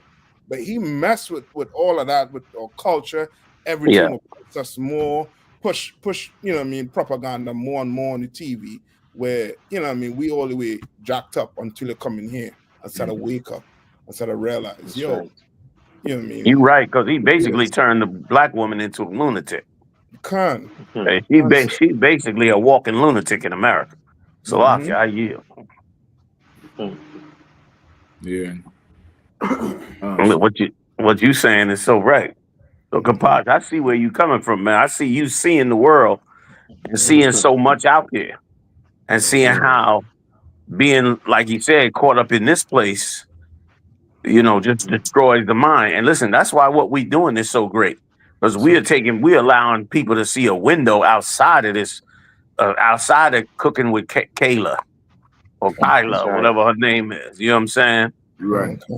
Outside of that, you know what I'm saying? Outside of, you know, this football player whose woman don't, you know, because of, like Muhammad brought out, how she done had so much deep tragedy that he acts this certain way. But that's 1 out of every 2 black women in this country. Right. You know what I'm saying? Like, what he's saying is so right. Like, he said he knew when we did it on the radio show on Monday, Muhammad said he knows that trauma. Like, he done counseled so many women with that trauma because it's so prevalent in this kingdom. It's all over the place. That's right. So knowing that, You know, Esau steps right in on it, feeds her sexy red and gorilla, pumps that up for about 5 years, and the next thing you know, she's basically a nut at this point, and everybody done ran through her body, and that's why people be shooting down that sister Jaguar, right? Yeah. But I like listening to that sister. You know what I mean? Now I know she's doing all of that for her own purposes, but she reveals a lot of the damage done mentally to these sisters that's up in that world. Right. Also, have any of y'all? I know y'all saw this. Has anybody seen the TikTok videos of the white girl that's been reading Kim Porter's diary? No. You seen it, Gazak? I mean, if you ever could catch one of them videos of Kim Porter, for those that may not know, Kim Porter was Puff Daddy's right hand woman, and she also had an affair with Tupac, according to her diary. And brother, the stories of the sexual deviancies that she went through in that place with him, according to her, was amazing. Like she was basically, I mean, it's just horrific stories. So once again, this is all we left with. Without the Most High, this is all we left with. Even if you go to church, you still can't escape it in the church. Right. Because it's fully prevalent in the damn church. Right. So, I mean, where can you go to escape this thing? And it's only in the Israelite school, UPK. Yeah. I mean, and even if you like Kapash is bringing out, even if you left the country without the knowledge of the Most High, you still wouldn't have a clear ability to focus. You might not even realize what it is that you're being exposed to. Yeah. You'll go to South America or one of these countries, and you'll just be interested in the sunlight, the beach, and the food and the liquor. That's right.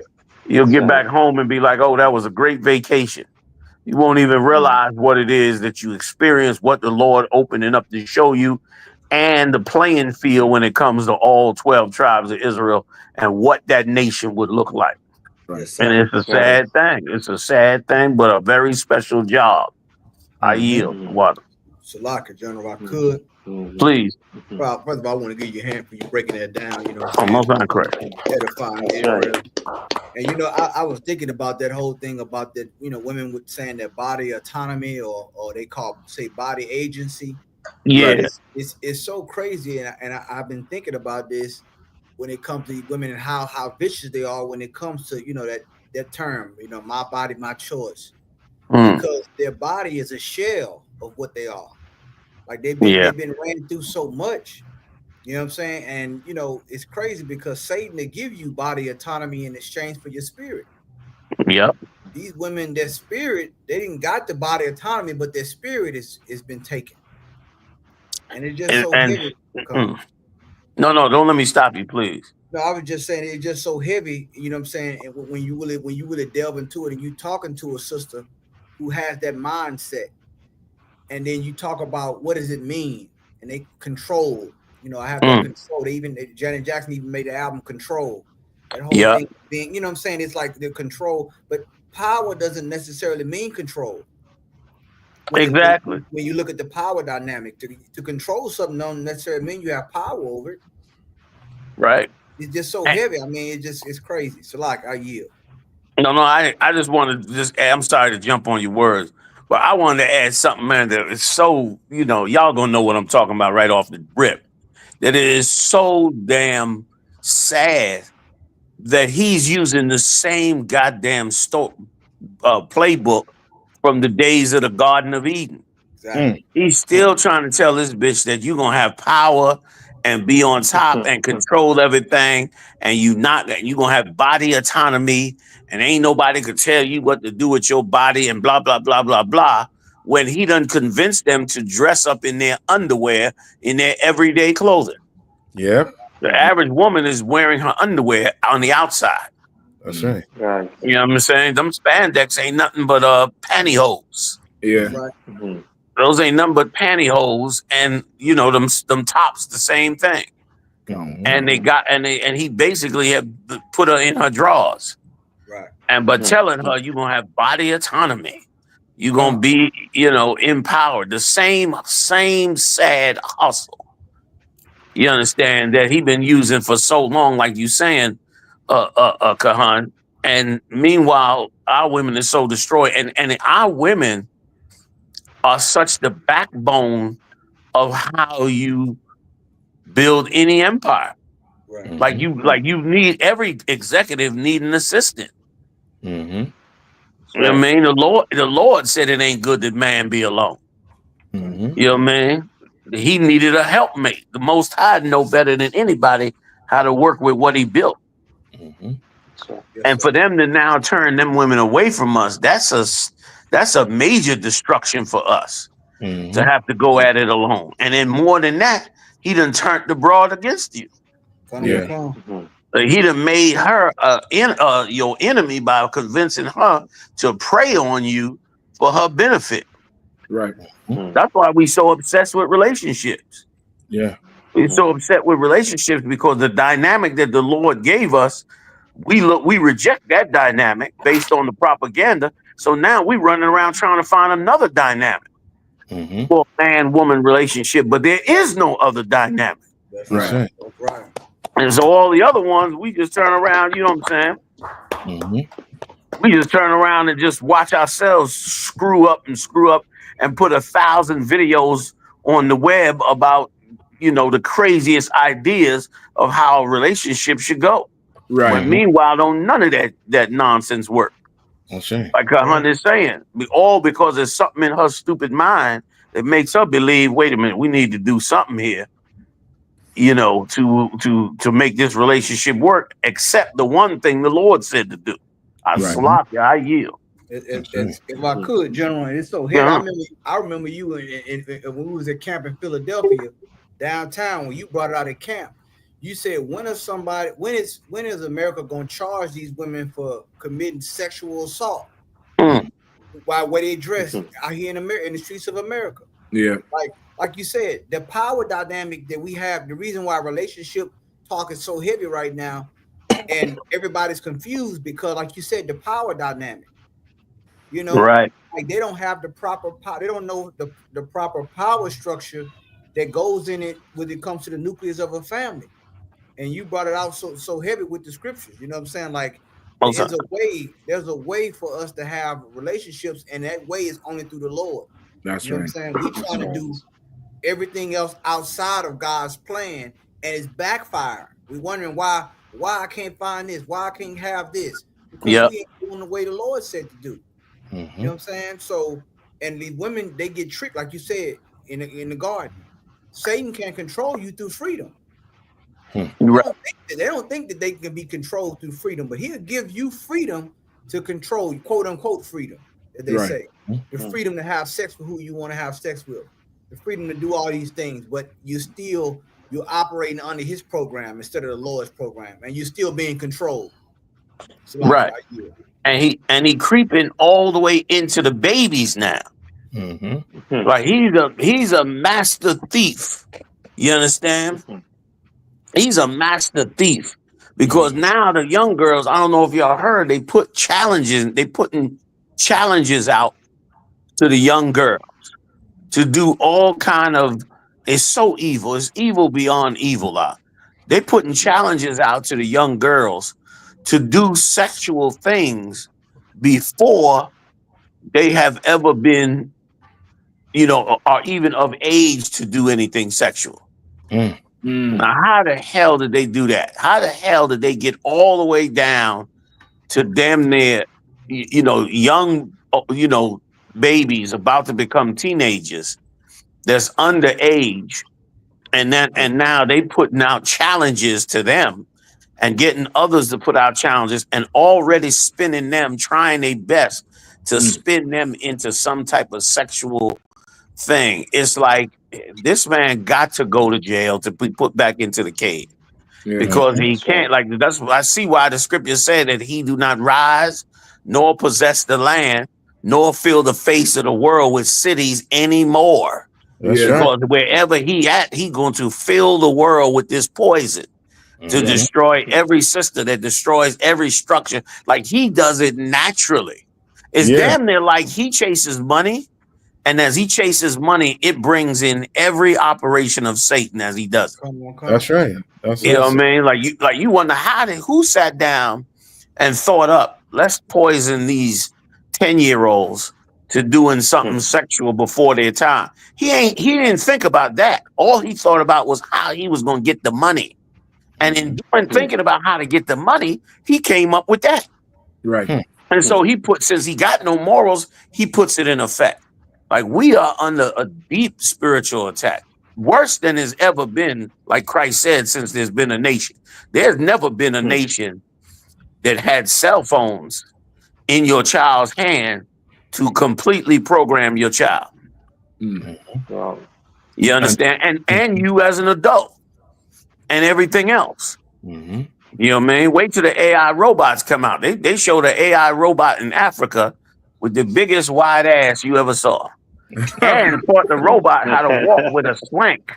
The robot had a swank on the walk. Like it didn't walk like a robot. It walked like a swank. It walked like the tail. Like they must have programmed, give the tail certain powers as you walk. They know how to eat that. You understand? I said, God damn. And General, you know, man. Yeah, go ahead, Salakia. you know, like how you're talking about the challenges. You know, a lot of them challenges before, like the silhouette challenge, where the woman would be naked with the red background and it's like a shadow. Oh, I didn't even hear that. There was a whole silhouette challenge, an old school song, and the filter would change to where you see in red like a James Bond movie, and just the silhouette. Oh, I got some memory of that. Yep, they had them challenges where the broad would even tape the cell phone to the roof. And she filmed herself from the roof twerking and dancing. Like they didn't even understand that Esau is gathering all these images and movements and could digitize them. So when you get the robot now, the robot don't have the book on how to move and function from all them challenges you was doing and all them, them goofy little things. You filming yourself from the front, the side, up, down, and that robot processing all of that shit. So now when he bring the thing out, then you like, damn, it's so real. No shit, you've been training this shit for the last 10 years. Right. And the black woman gonna be in trouble, because that robot gonna be in Walmart at a discount price. You know how they have the pickup, that pickup where you can bring your car and they bring the item to you. That's how it's gonna be. They're gonna punch in. They're gonna come with a big old box, put it in the back of your car. You get home, take it inside, take it out the box. You gonna see a big fat whale of an ass on a robot. They're gonna say you want when you go to buy it, it's gonna say you want the regular size or the extra wide ass. So cats who have never had a super bad broad is gonna be able to get the broad in robot form. The black woman is gonna be in trouble because the black woman is gonna find out something that she does not know yet. What she's going to find out is that the only reason anybody ever listens to her is because of her ass. Okay. Like once they bring in a robot to replace that ass, she is in dire straits and trouble. You know what I'm saying? That and in vitro fertilization, and she's done. You know what I'm saying? It's gonna be a wrap on her. So she better get righteous now. You know what I mean? For those men who are gonna seek righteousness and not the robot. You know what I mean? Because the average man, they said already, the Edomite race, that they just not having sex no more. That all their young men are not having sex anymore with women. They either becoming sodomites or they just decide not to do that no more because they sick of the constant conflict and bullshit that's coming from the women. You know what I mean? They sick of it, and so they don't even want to deal with her no more. And eventually that'll get around to all the nations around the world, and it'll be just like Esau like it. He likes a sterile, dead thing anyway. That's right. He prefer a dead robot than a live woman. Right. Any day of the week. So it's coming to a bad place. I saw that robot, brother. I couldn't believe it. She got up in there. Every Hamite ran up to her and asked to kiss her and hug her and touch her and all that. She had the spandex on and all that. You should see it. It's on TikTok. Wait till it come out. You're gonna be like, damn. You know what I mean? Like, who sat in the laboratory and said you got to make the ass wider? Right. That's right. That said that. Go ahead. It's crazy because we were just talking. I just put a scripture earlier about the wicked inventions. Like that's what they're gonna do. Their imagination is directly correlated with their sin. So they gonna, they're gonna create all that stuff, you know what I'm saying? Wedge, the wedge, put a wedge between us, man, male and female, you know what I'm saying? Now the AI, and they got these phones now, they upgrade this AI now where the AI listen to you all day on your computer. It's listening to your conversations, everything, man. So we just trying to tell, like you said, trying to get brothers and sisters out the matrix, man, and unplug them, and get plugged in spiritually. You know what I'm saying? Right. You got to treat a bot like a thought. You know what I'm saying? Like that's what we have this thing now, man. Like I said, you ain't gonna outdo the UPK either way. We got something for you either way, wherever you go with this thing, man. It's a lot. I yield. That's insane. You know what I mean? Where this place is going. So thanks be to the Lord that we're gonna get to, do something amazing, which is, end it. End, the madness in the minds of our people. YouTube. Right.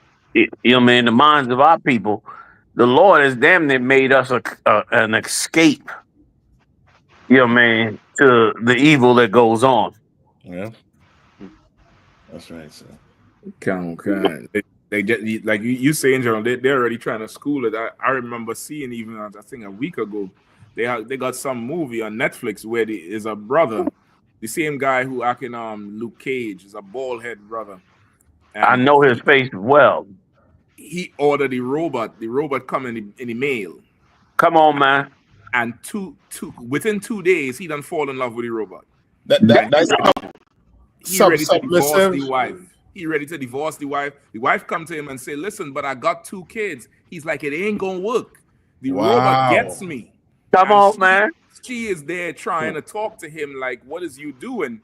And the whole thing is like a supposedly a utopian fantasy future, but that's damn near what they want to create. So now you don't have to work at nothing.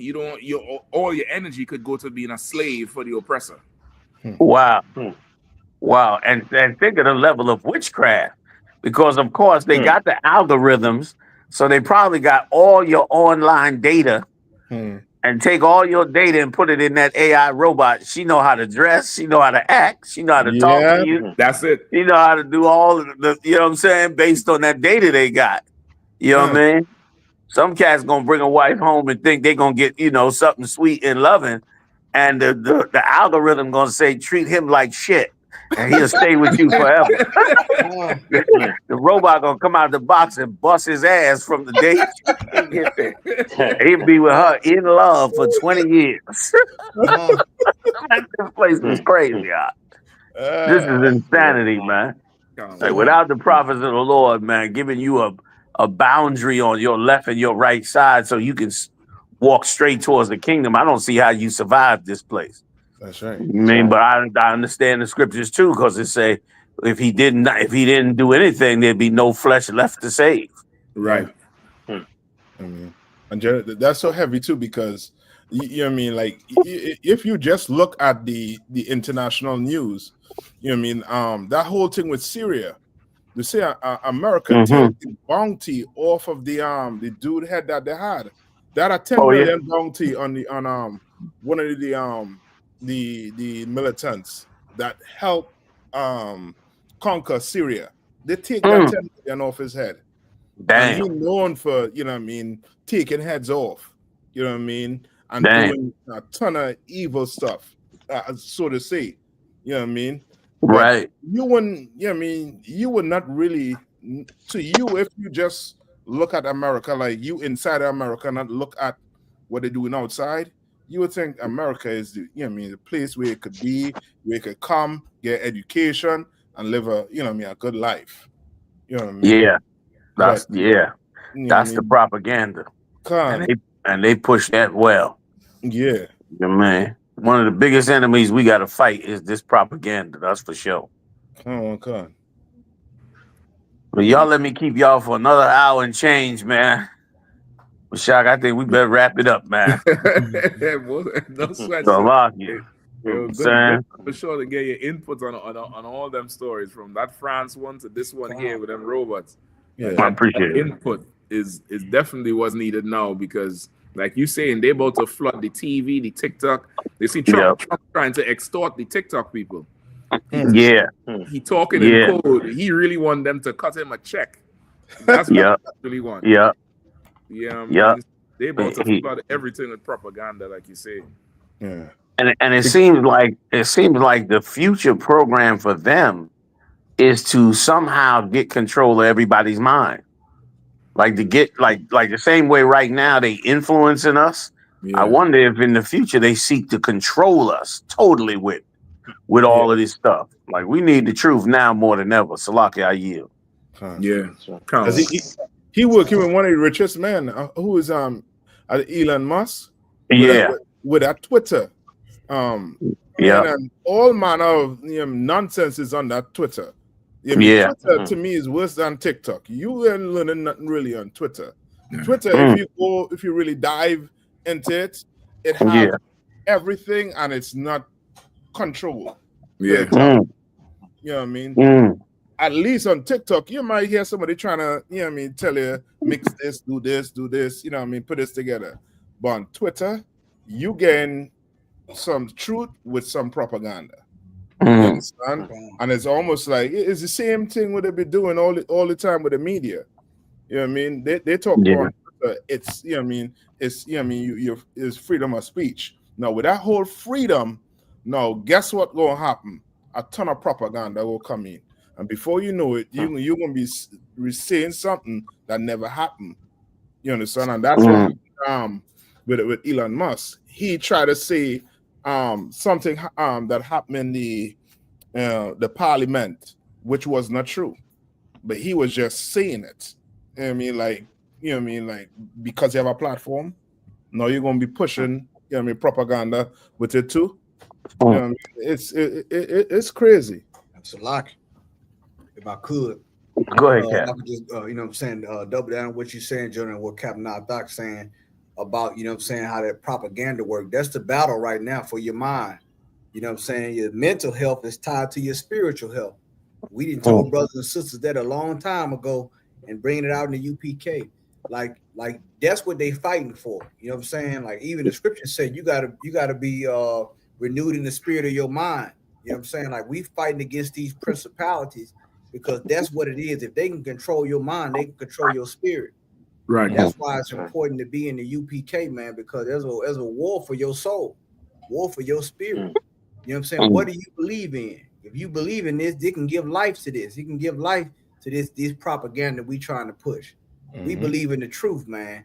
Our King will come back and deliver us, man. But that's what it is. It's just like it's so much going. Like we brought up before, Satan is streaming on all platforms.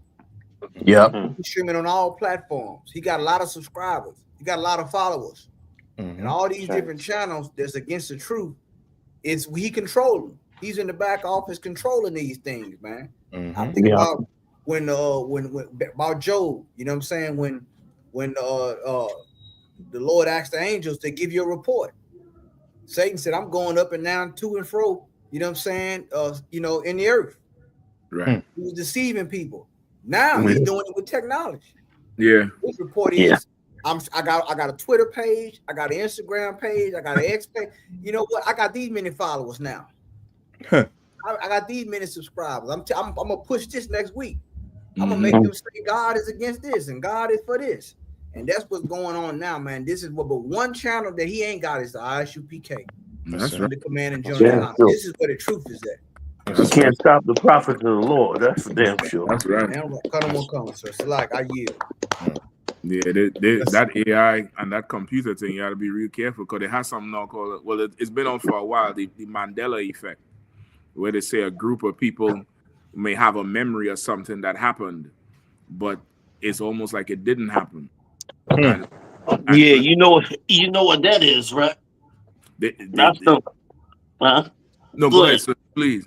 No, I was just gonna say, that's a bunch of they found out, they went and researched it and found out that was a bunch of Edomites under some programs turning around and erasing things off the internet and changing it. Exactly. Trying to make people think they done lost their mind. And they're really trying to disconnect us because, normally in our society we get a ton of our history from the older generation. The grandfathers, grandmothers, they sit down, they talk to you, but they done broke the connection, and the gap is there. And a lot of the new generation is relying on the internet. So now imagine somebody who's older is telling you, hey, this is what happened. The young generation, nah, you tripping, pops, you tripping, moms. Look, Google said this didn't happen. The Mandela effect. I know there's a whole disconnect. So that marrying with the critical race theory in a second. This here is how there's no you can't find the Hebrews in Egypt, or there's no record of this, the Egyptians built the pyramids. That's this here. And we're probably bringing all them Hamites in. Before long, the history everybody here grew up knowing is going to be something written totally different. Yeah. The whole Mandela effect is so evil with this AI and all that stuff. So it's definitely a time to really be vigilant and double check and triple check everything. Yep. That AI voice, the AI videos, all that shit, and the Google, the reliance on it, it's off the chain right now. I'll tell you some other things too, if I could. Them online concordances. You looking up certain words and certain phrases, a lot of them are not letting you get the ones that's known. They trying to scrub a ton of the ones that we use all the time. They're trying to scrub it from them concordances. Sometimes I'm looking up a word, I can't find the phrase I'm looking for. I go back into the old hard copy of the Strong's Bible, and I mean the Strong Concordance, and it's right there. Yeah. You know what I mean? And I heard they got another King James version out that they're not calling a New King James version. They just calling it a King James version, and it's not even a real King James version. Wow. So they definitely, and it's so evil to, here you have a people that's struggling. I mean, we on drugs, we dying in the street, we stressed over paying bills.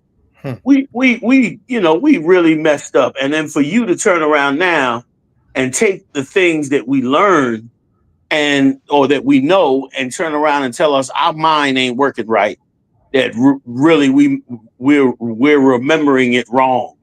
Right. Like, you know what that does to a person's well-being and self-esteem after a while? You'll question yourself after a while. Right. You'll be like, is something wrong with me? Am I losing my mind? You'll begin to question yourself. Yeah. It's so damn evil to do that to a people that's already broken. Like, they can't, like any abuser, they can't do enough evil to us for them to be satisfied, which is why we got to stand up for ourselves, man. Right. We'll never come out of this mess. That's right. Damn right.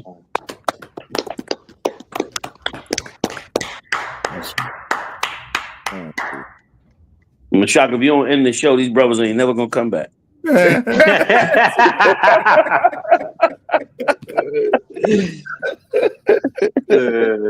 gonna be sitting there by yourself next week. Like, what the hell? You know what I'm saying? Generally, you don't breed it at some different type of warriors. So it's lacking. Well, there's a lot of general. We didn't been out. We quiet as kept. We didn't been out of camp this late. It's a lot. It's a lot. I hate to say. Total violation of the rules. Oh man. Yeah, man. Yeah. So for sure, Gerald to Water for coming on. No time, Christ. Water for having me, Oscar. I appreciate it, man. Yeah, It's a great show, y'all. It's a great show y'all got going on every Saturday night. You know what I'm saying? Everybody should tune in on this. You know what I mean? Such a special cadre of great warriors up in here tonight. You know what I'm saying? Damn right. Yeah, I just want to remind everybody tuning this Wednesday. Commander and Yahanna going to be going into the Feast of Hanukkah live from Philadelphia. If you're in the area, if it's in driving distance, you'll come on down. You know what I mean? The Feast of Hanukkah live this Wednesday, December 25th. In Christmas, we ain't cutting no pork, but we for sure they're going to begin, you know what I mean, the flames on fire. You know what I mean? General going to be going into it heavy. You know what I mean? You'll tune in. Come on down, check it out, support the truth, pay your tithes. Send that 10% in, support the truth. Check out Commander Yahanna this Monday, 9 p.m. on Black Watch with the whole heavy hitting crew, all the generals, like he usually drop it. You know, more stories gonna come out, so you can't miss a beat. Check him out every Monday, 9 p.m. live, right on this same channel. You know, again, to Water to the General for coming out, and all the brothers always on. And, you know, Captain Natha, Captain Kahan, Captain Kapash, Captain Ariel come through tonight. Captain Karathi was here earlier, but no, he dipped the time difference. Officer Kazak and Officer Sawap, you know, to Water to y'all. Just want to give the General a salute. Alawa Panya. To Water. Barak. Yahweh Shem Shabrakata. Yahweh Shem Shabrakathum. To Water. Hey, to Water again, General. Water.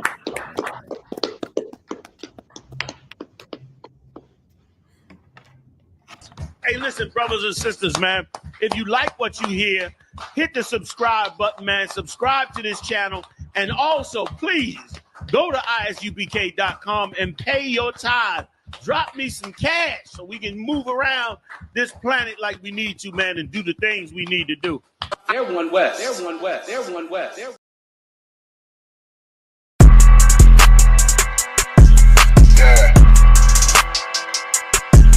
you know what it is. 140 for the rebel, busy man shit, nigga. They take their head over, nigga. I read where Eve did to Adam, I just pray my love don't lie to me. Swing the iron like stamps and I can't let no holder lie to me. I don't feel these rappers, oh they lies, this hypocrisy. Ain't no competition, ain't no rivalry. Niggas think I'm playing, I don't hear one word they saying, this shit light work. Think Muhammad one of us, he might lose his life first. Suckle up and stay alert, another cop just stretch the nigga. He a demon, it's an exorcism, watch I bless the nigga. You took that oath in blood, then you know I'm gon' get active with you. Fuck the opposition, I see vision, let me paint the picture. Rappers claim they spit and I ain't listening, is in fact the If revenge was a woman, now I scope that bitch like Jack the Ripper. War, we gon' run the summer, it's gon' be historical. Thought they making plays, made them niggas call the audible. Ask who run this shit, but that question is rhetorical. Bitch, I'm the one, me cookies with the oil. I'ma get them crackers, hell, should've never kidnapped my family. I came to do damage, bet I be the last nigga standing. Do a life sentence for my niggas, pray you understand me. I might put a switch on this Glock and call it young baby. How you real trigger know them dots? You a bird feeder, claiming he a demon. What's a demon to a cold leader? What he saying something, I ain't hear him, this shit light work. It ain't about who got this gun, it's about who gon' up that pipe first. I turn a bad situation to a game changer. Bring soldiers from the dead, just raised up the chain. 6 shots, I'ma look like Aaron Jones when I run it. Never bite the hand and feed you, you won't never get that hand back. He bitchin' about 10%, I don't wanna hear none of that. He dropping sword, fuck him, just make sure you get that cover back. Look around, he ain't with us, probably cause he never was. Now my chin like you with the angels for your brothers. Everybody wanna be Richard Porter, God kill him like Alpo. Play if he want, it's laying in the trunk like Lee Malvo. I'm a certified woman's ass nigga, I am not a toy. Hey, I with that hollow side, yeah, this the rim accord. Feel like Gullah Jack when I'm in Fayetteville, you feel your boy. Still about my brain, still I think that's all that I do. The way I get that boy lost, they gon' start to call him Elroy. Fuck his game, pop out on them demons like I'm Hellboy.